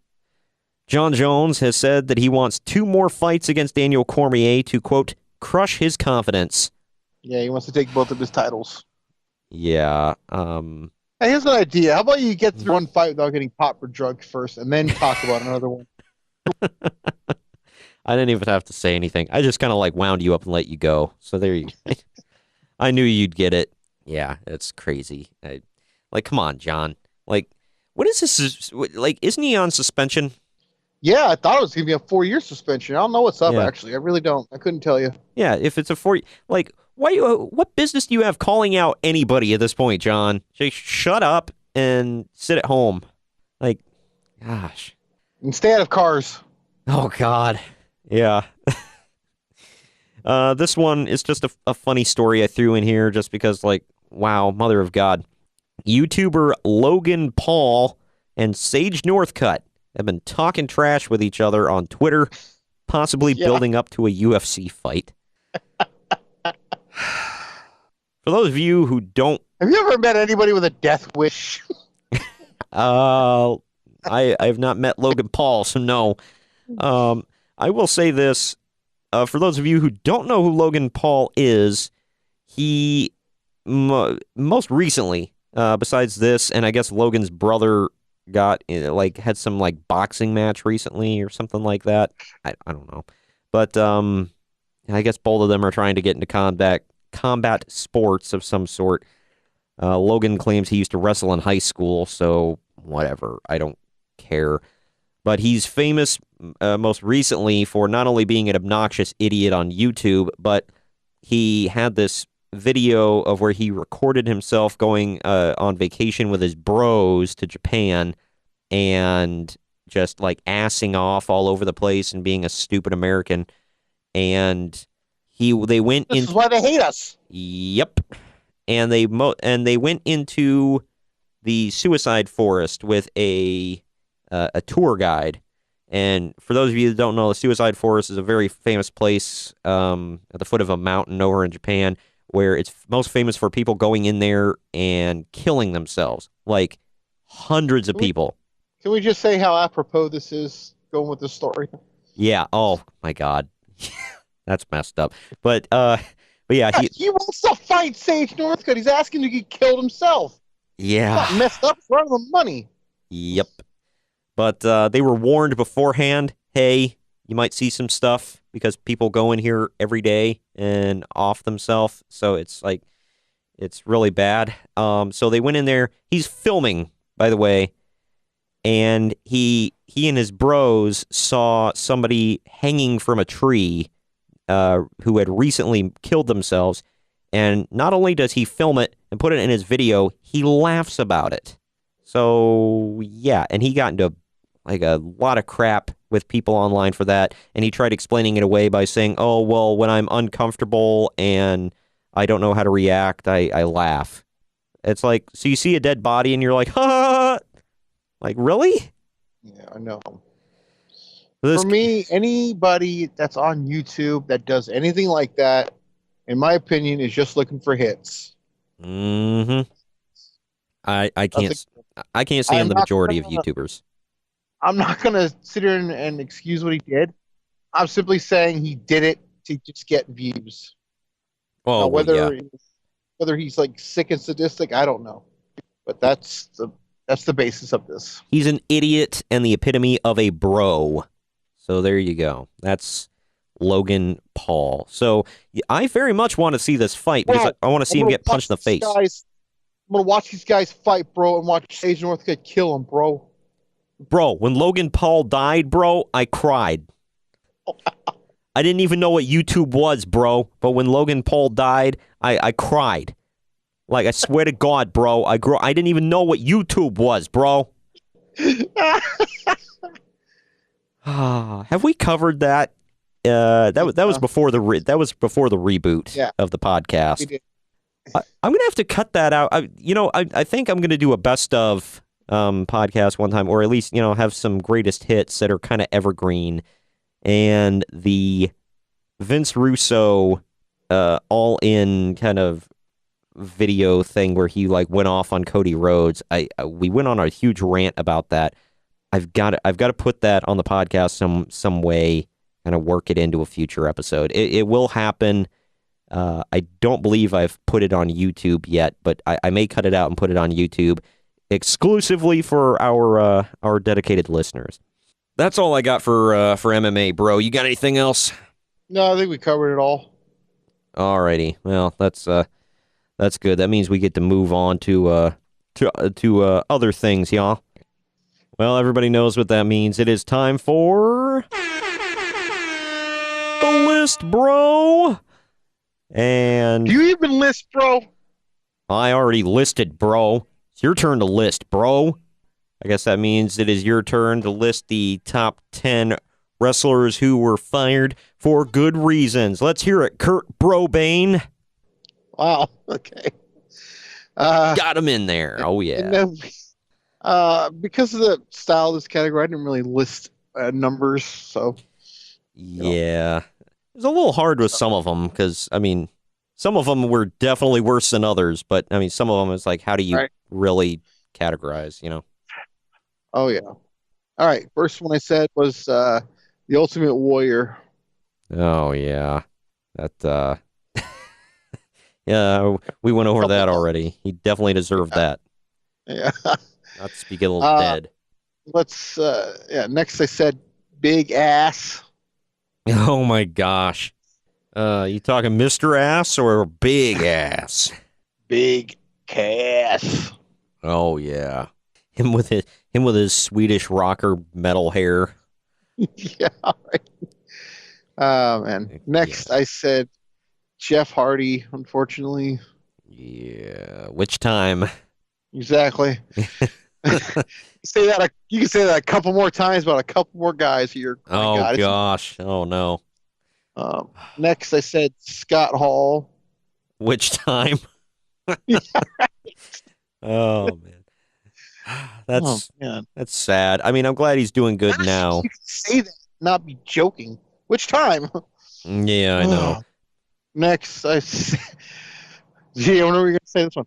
Next, I said Jake Snake. You know what? You already know what I'm going to say. I don't even have to say it. You know, friggin' Jim Cornette made him Smoky Mountain champion, and then he just, like, stopped showing up. Oh, there you go. And then Jim said Yeah, and then Jim said he called him up to see where the hell his belt was and if he was coming to work, and he gets Jake's answering machine, and in the background of the message when Jake's talking, all you hear is Pink Floyd's Comfortably Numb playing in the back. That doesn't surprise me. What an apropos song. Next, I said William Regal. Oh, was that when he was on drugs, right, in WWF? Yeah, twice. Yeah. Oh, man, yeah. I remember when he got popped for roids at one time. I was like, really? Him? Like, yeah, I know. Like, if he would have said, like, some other kind of drug, all right, whatever, but they said he had roids. I'm like, how? Was he not doing them properly? Like, not to sound like an ass about it, but seriously, like, look at him. Does he look like he takes roids? He should. At any point in his career. Real man's man. Clearly. I was told that if you're not working out constantly while taking roids, you will get hella fat. Oh. So there's a pointer to you out there that are thinking about taking them. So yeah. Anyway, continue. Not that we endorse that or anything. Well, no, we're not. It was a joke, people. I'm not endorsing taking roids. Another letter's coming. We're getting a letter. Oh man. Gosh. Continue on, Ring Bro Star. Oh, wow. I'll take it. All right. Next, I said Road Warrior Hawk.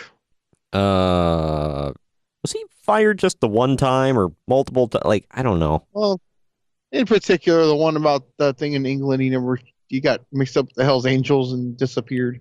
What, did he? I've never heard this story. Yeah, it's on their DVD. Animal said it. Okay, you got to fill me in a little bit, like Cliff Notes. After SummerSlam 1992, mm-hmm. Space Money Inc. Mm-hmm.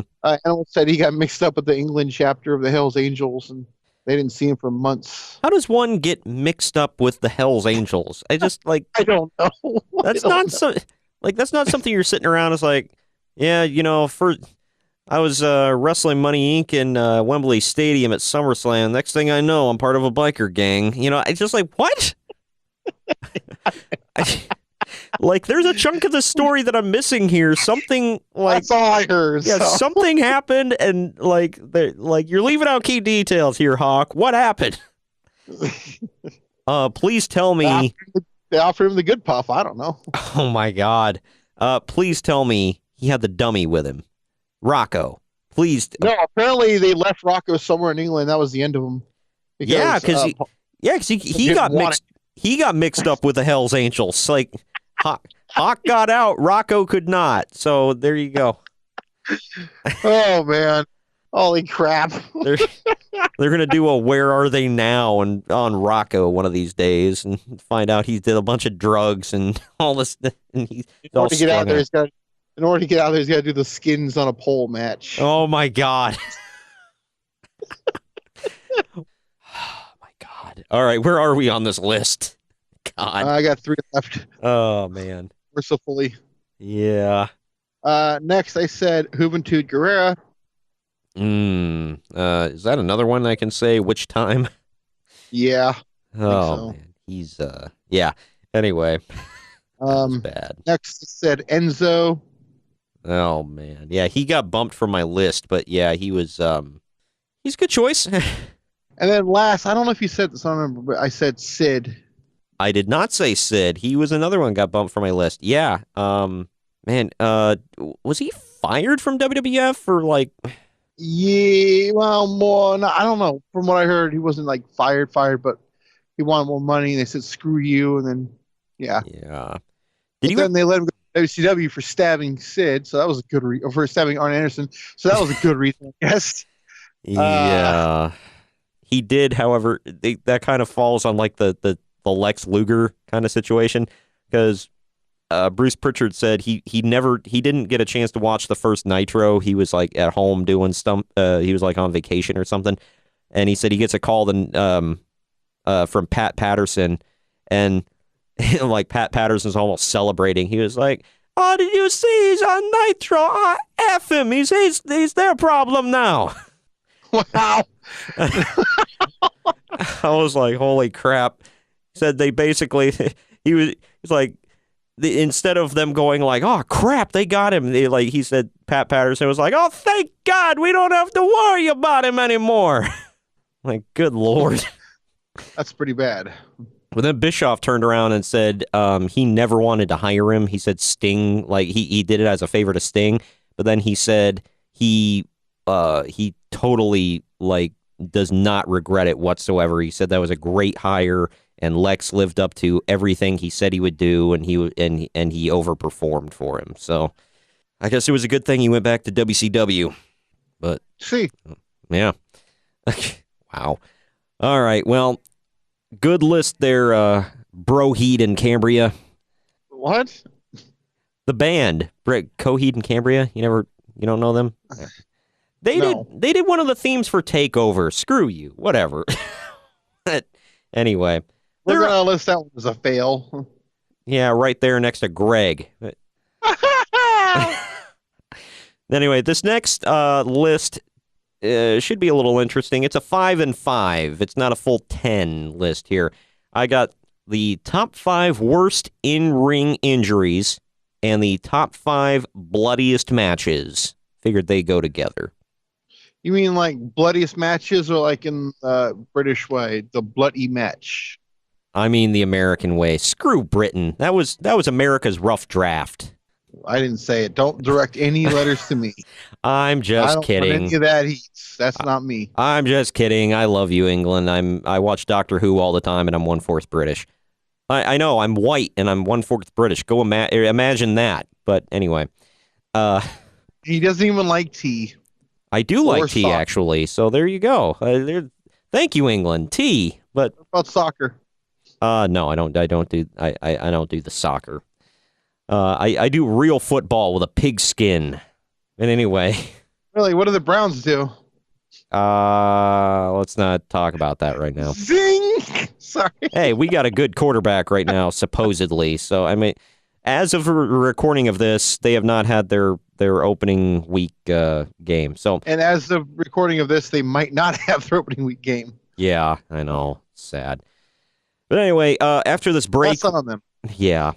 But after this break, we're going to come back with Kyle, do our predictions for Hell in a Cell this weekend.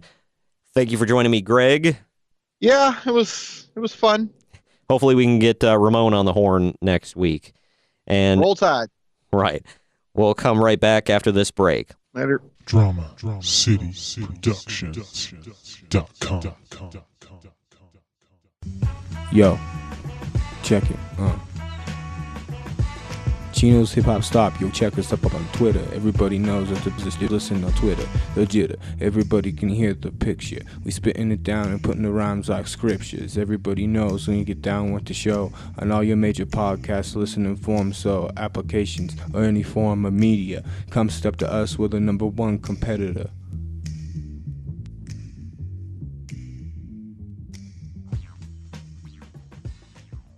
All right, we're back from our last break of the podcast to be joined not by Greg anymore, but by Kyle. What is up, Kyle? Not a whole lot. It's been an interesting week in WWE.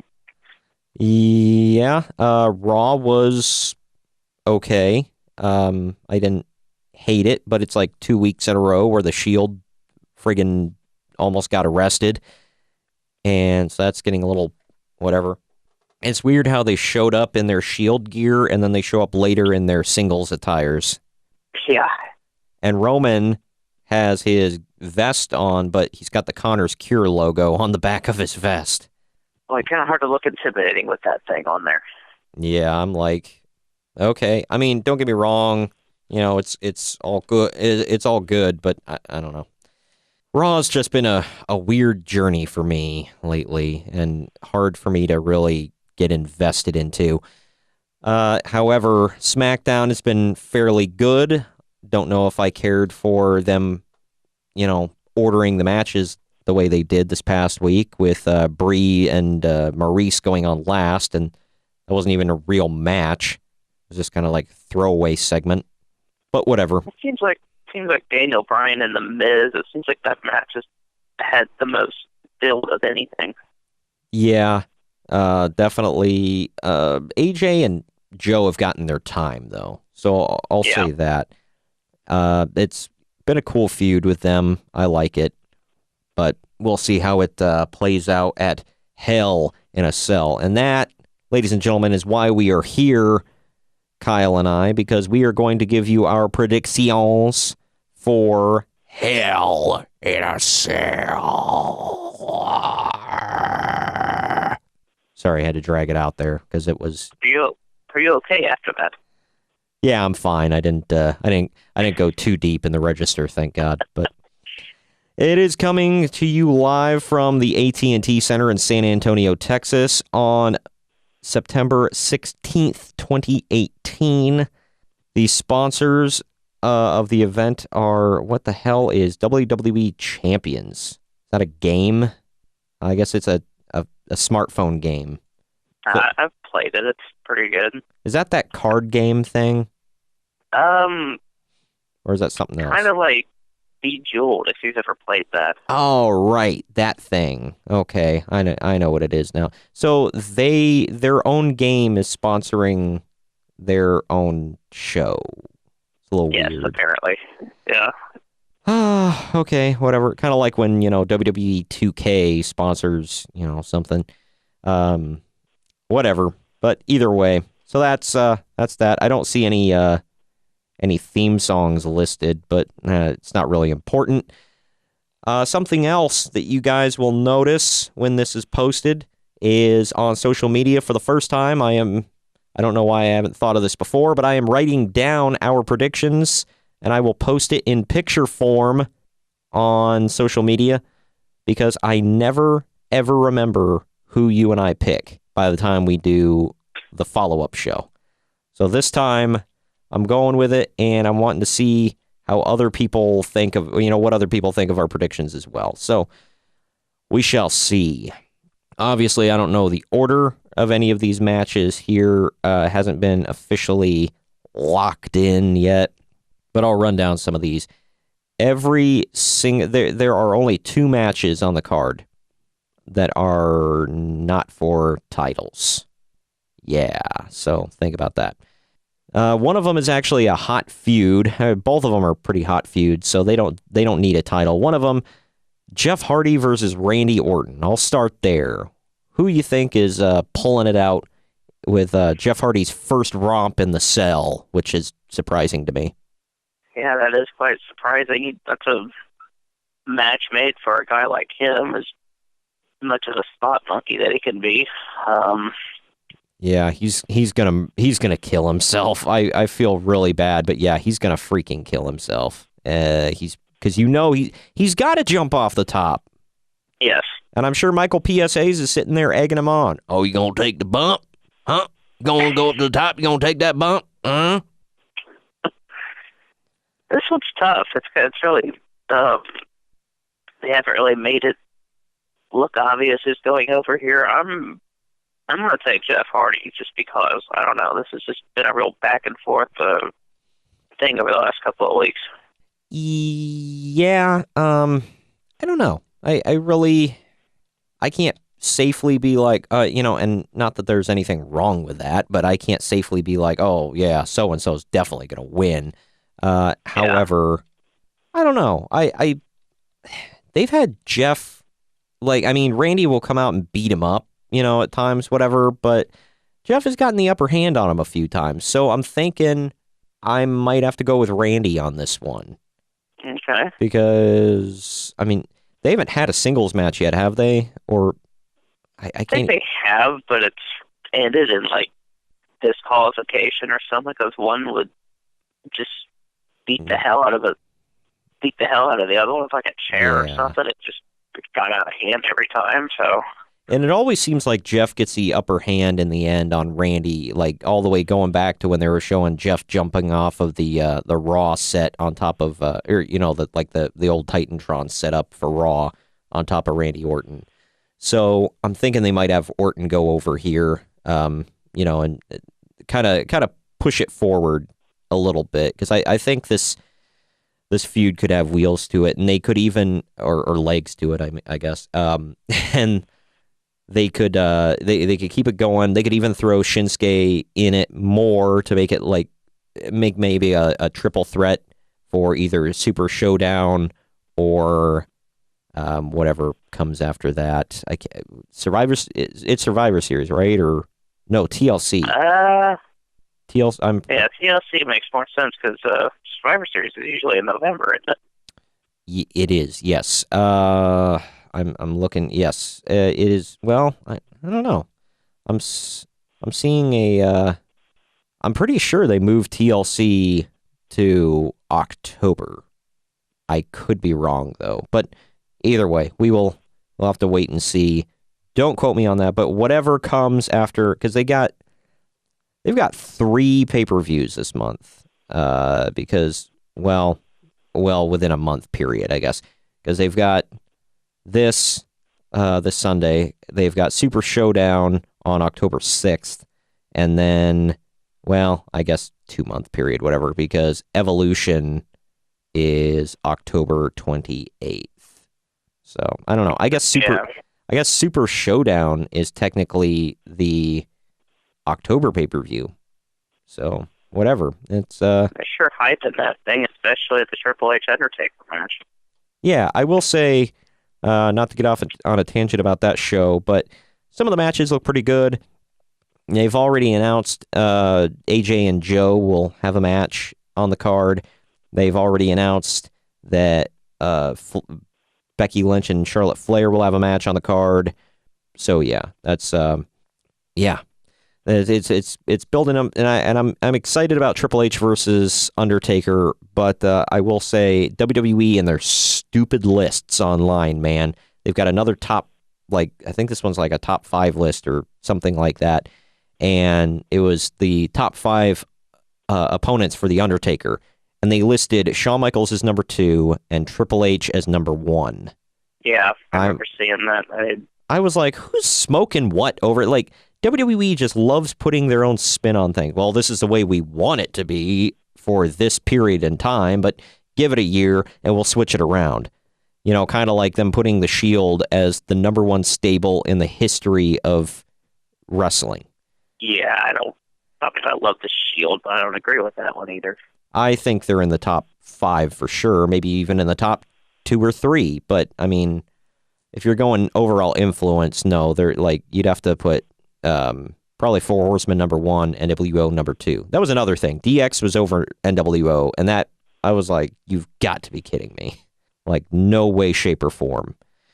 Unless you're... the NWO wasn't a WWE creation. Of course they're not going to. Yeah. Oh, yeah. But anyway, sorry to get off on a tangent, people, but had to be said. All right. The only other non-title match on the card is the mixed tag team match. Not super excited for this one. I'd rather just see a, Daniel Bryan versus Miz match, but whatever. It is Daniel Bryan and Brie Bella versus The Miz and Maurice. Hoy vey. Who are you picking for this one? I actually like that we're getting this match up, than just getting a repeat of what we saw at, what was the last pay-per-view they had? Oh, you would ask me, dang it. It was SummerSlam. SummerSlam, jeez, wow. Yeah. And instead of just a been a long year. Instead of just a regular one-on-one match, like a repeated match, and so it kind of adds a new wrinkle to it. So I'm not saying the match is going to be great, but I mean it's something different at least. Yeah. I'm going to say Daniel Bryan and Brie Bella get this one.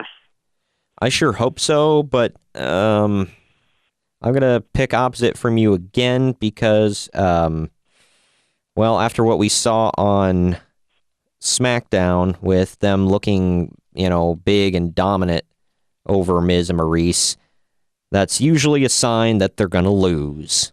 So even though they shouldn't, I'm going to go with Miz and Maurice because, It's not always like that, though. I think they've picked up that the fans have kind of figured that out, so they'll mix it up sometimes. Yeah, it's not 100% that way all the time, but I don't know. When they look that strong, usually it's a sign. But we'll see. We'll see how it goes. But I will say Miz and Maurice, just because I think they're going to just beat them down, and then finally, they'll probably keep it going until, WrestleMania, and then finally Daniel Bryan gets his big win. I think they're just going to go the 50-50 booking route. I mean, had Miz go over at SummerSlam, I think they're going to even it up here. Yeah, we'll have to wait and see. I will say, it was kind of cool that Brie Bella was wearing her husband's Seahawks colors, I guess, on SmackDown. However, that whoever comes up with the T-shirts for WWE nowadays needs to be fired because their new line of T-shirts are awful. The T-shirts they've come out with for the last couple of years have just sucked, minus a couple. There have been the Alexa Bliss ones are fine. There have been I'm trying to think what was another one. It's bad that I have to think this hard. The Elias ones, the Braun Strowman ones, the Seth Rollins ones, and the Dean Ambrose one is pretty good. But other than that, the Roman Reigns. I just got the new Dean Ambrose T-shirt, and I liked the new Shawn Michaels one they came out with when he was on Raw last week.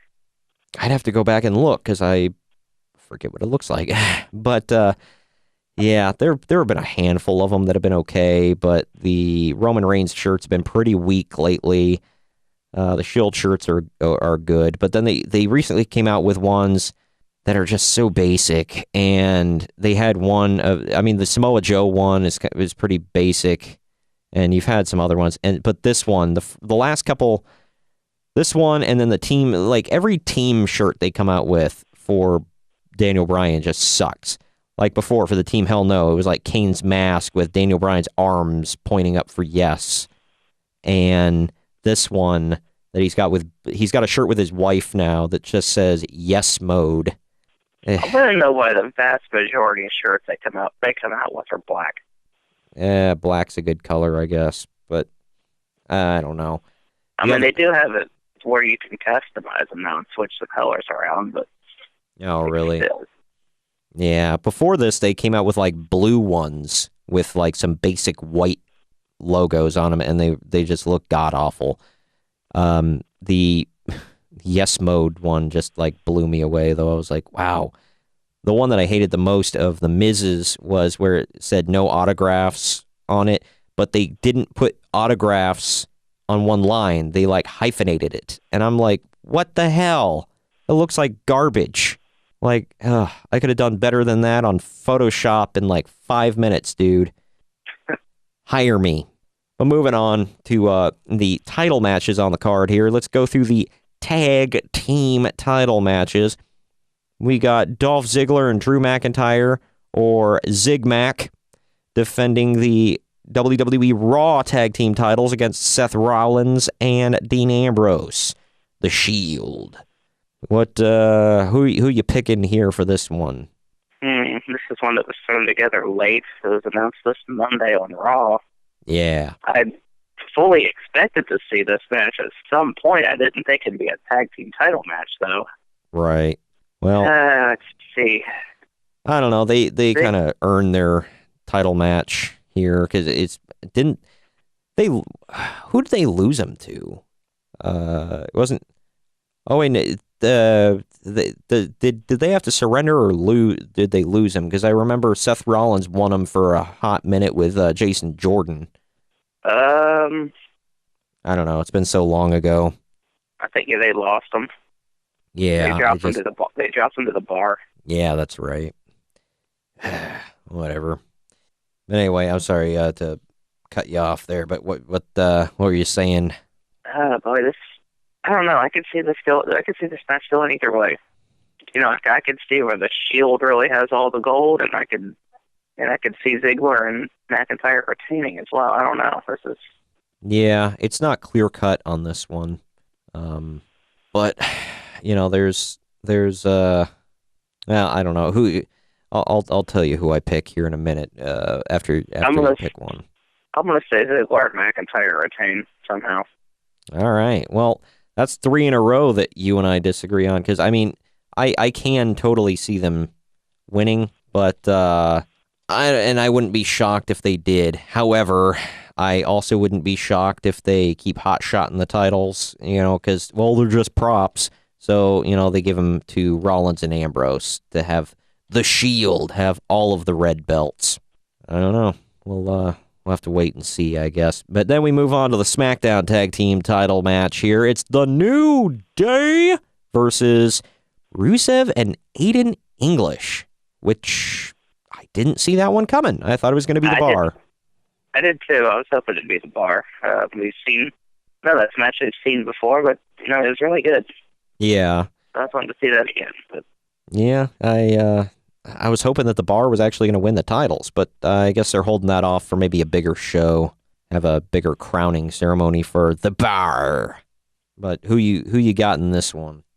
You know, I'm sitting here, and this is another match. I don't think I have any solid picks on this show. I'm just throwing that out there.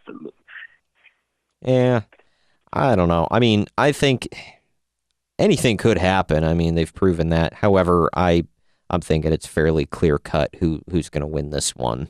But I mean, that's just me. I'm going to reluctantly say that Aiden English and Rusev.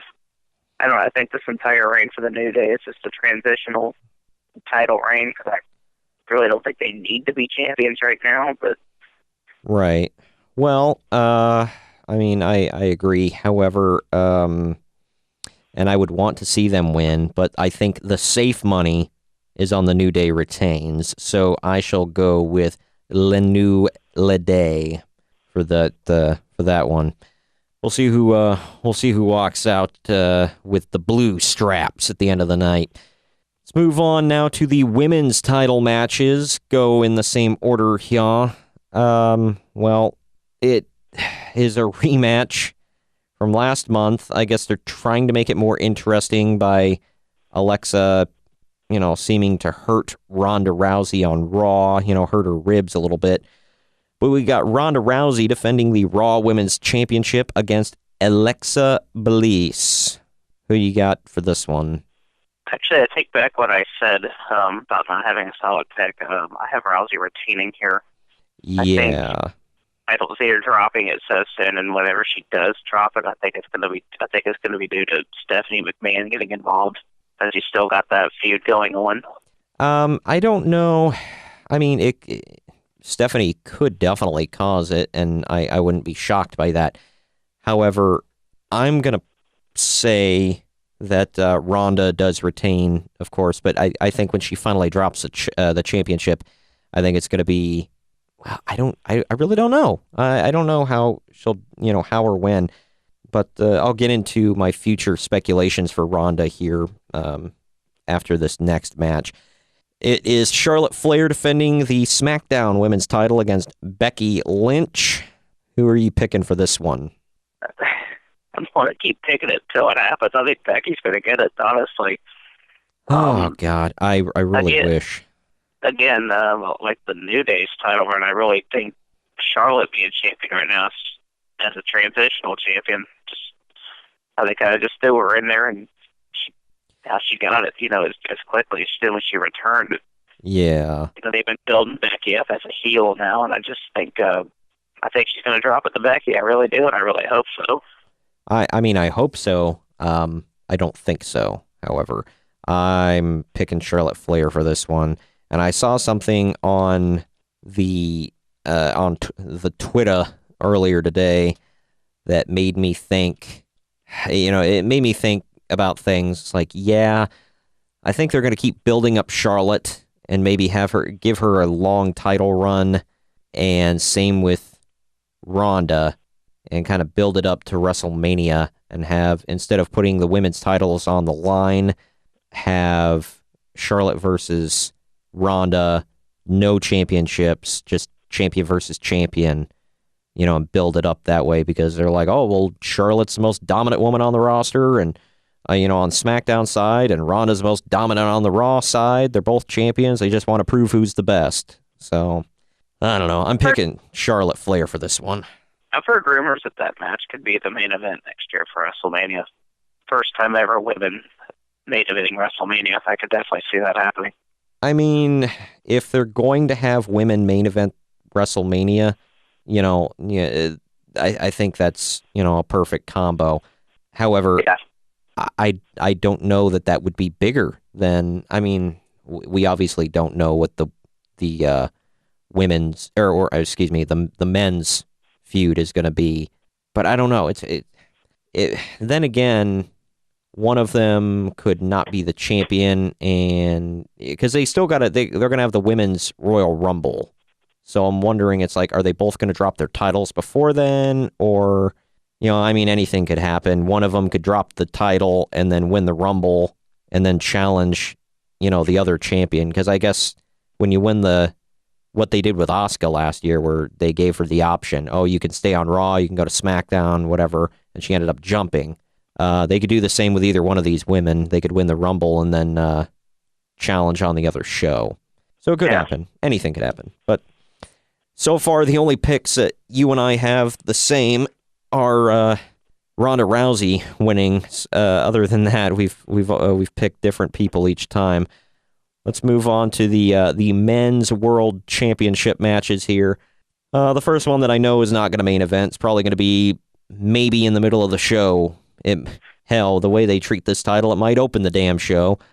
It's AJ Styles defending the WWE title against Samoa Joe. No special stipulations, just a regular match yet again.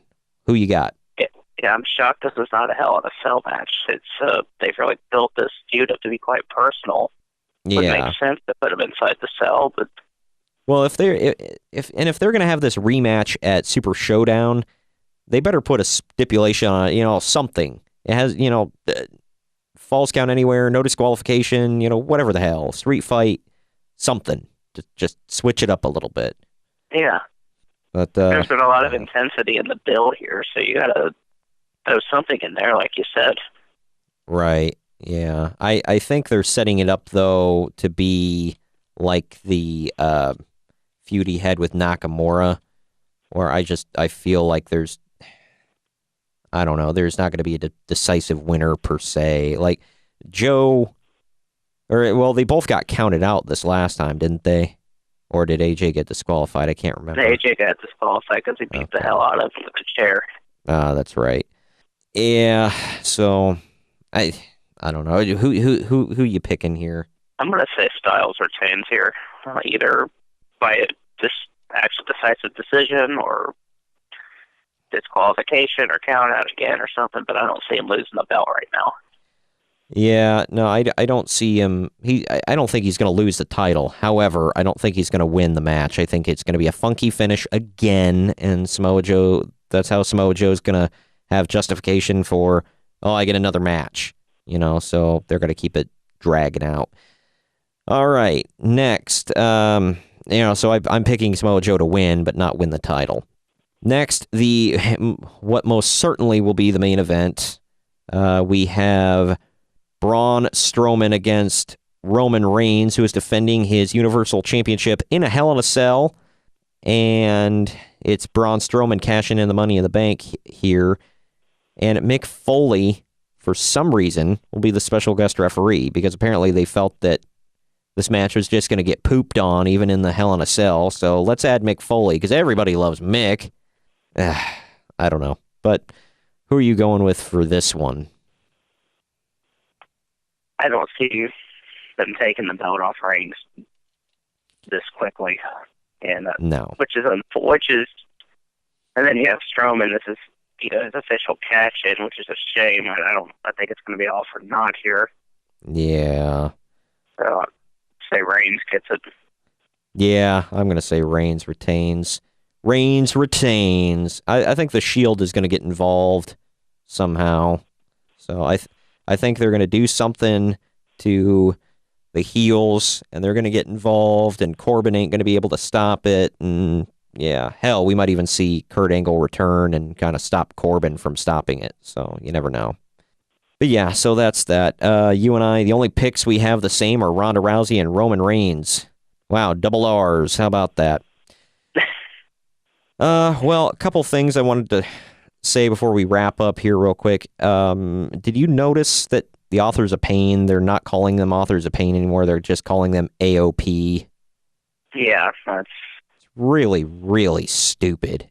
Yeah, it's annoying, because everyone's going, well, what's people that haven't really paid much attention to? I'm like, well, what does AOP stand for? Yeah, and they keep going on about the different chapters and whatever. It's like, okay, call them the Authors of Pain. Makes more sense when you're talking about like books and chapters and crap like that. Yeah, what I want to know is, why did they have Drake Maverick, of all people, have it being their manager now? Oh, God, I know. Why can't they just could have kept Paul Ellering? Yep, I know. I feel the same way. But if that was going to be the case, let's get Drake Maverick. Why does he have to dress like them? He looks like an idiot.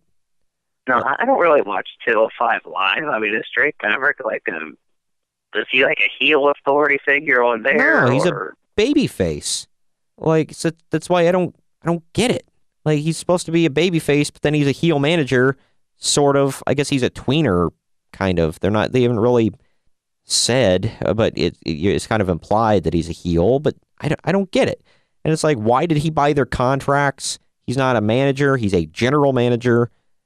And why does he dress like them? So many questions. It's just a weird fit.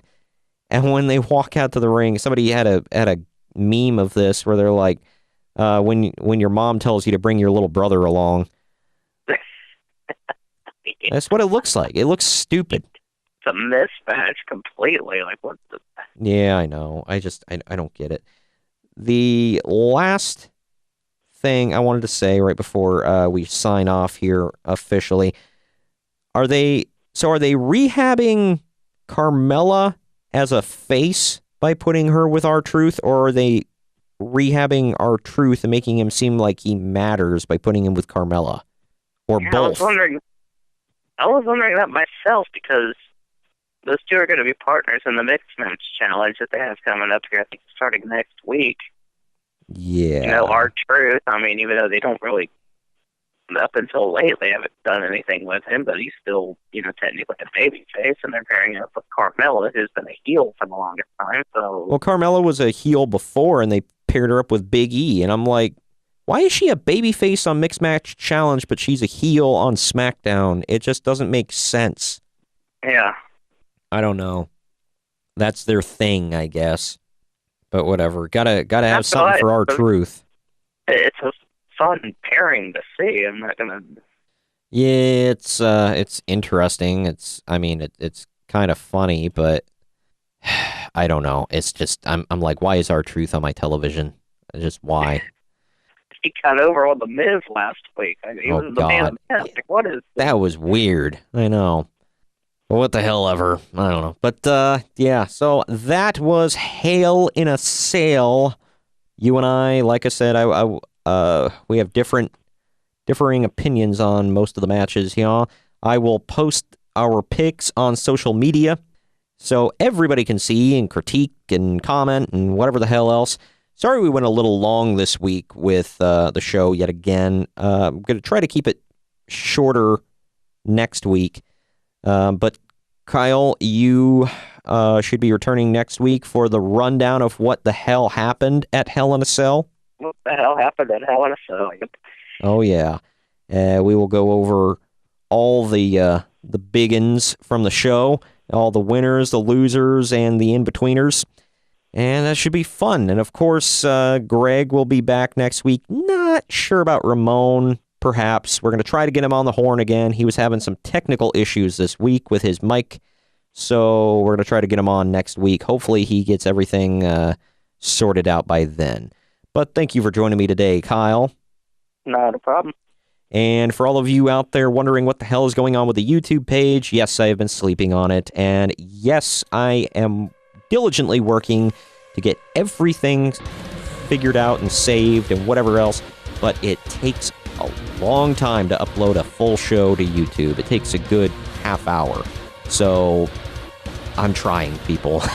Just bear with me. Hopefully within the next couple of days, all of the archives will be uploaded and all of the extras from last week and this week, because yes, there are some outtakes from this week for the extras. They will all be going on the show, or on the YouTube page, excuse me. And we will join you next week. Later.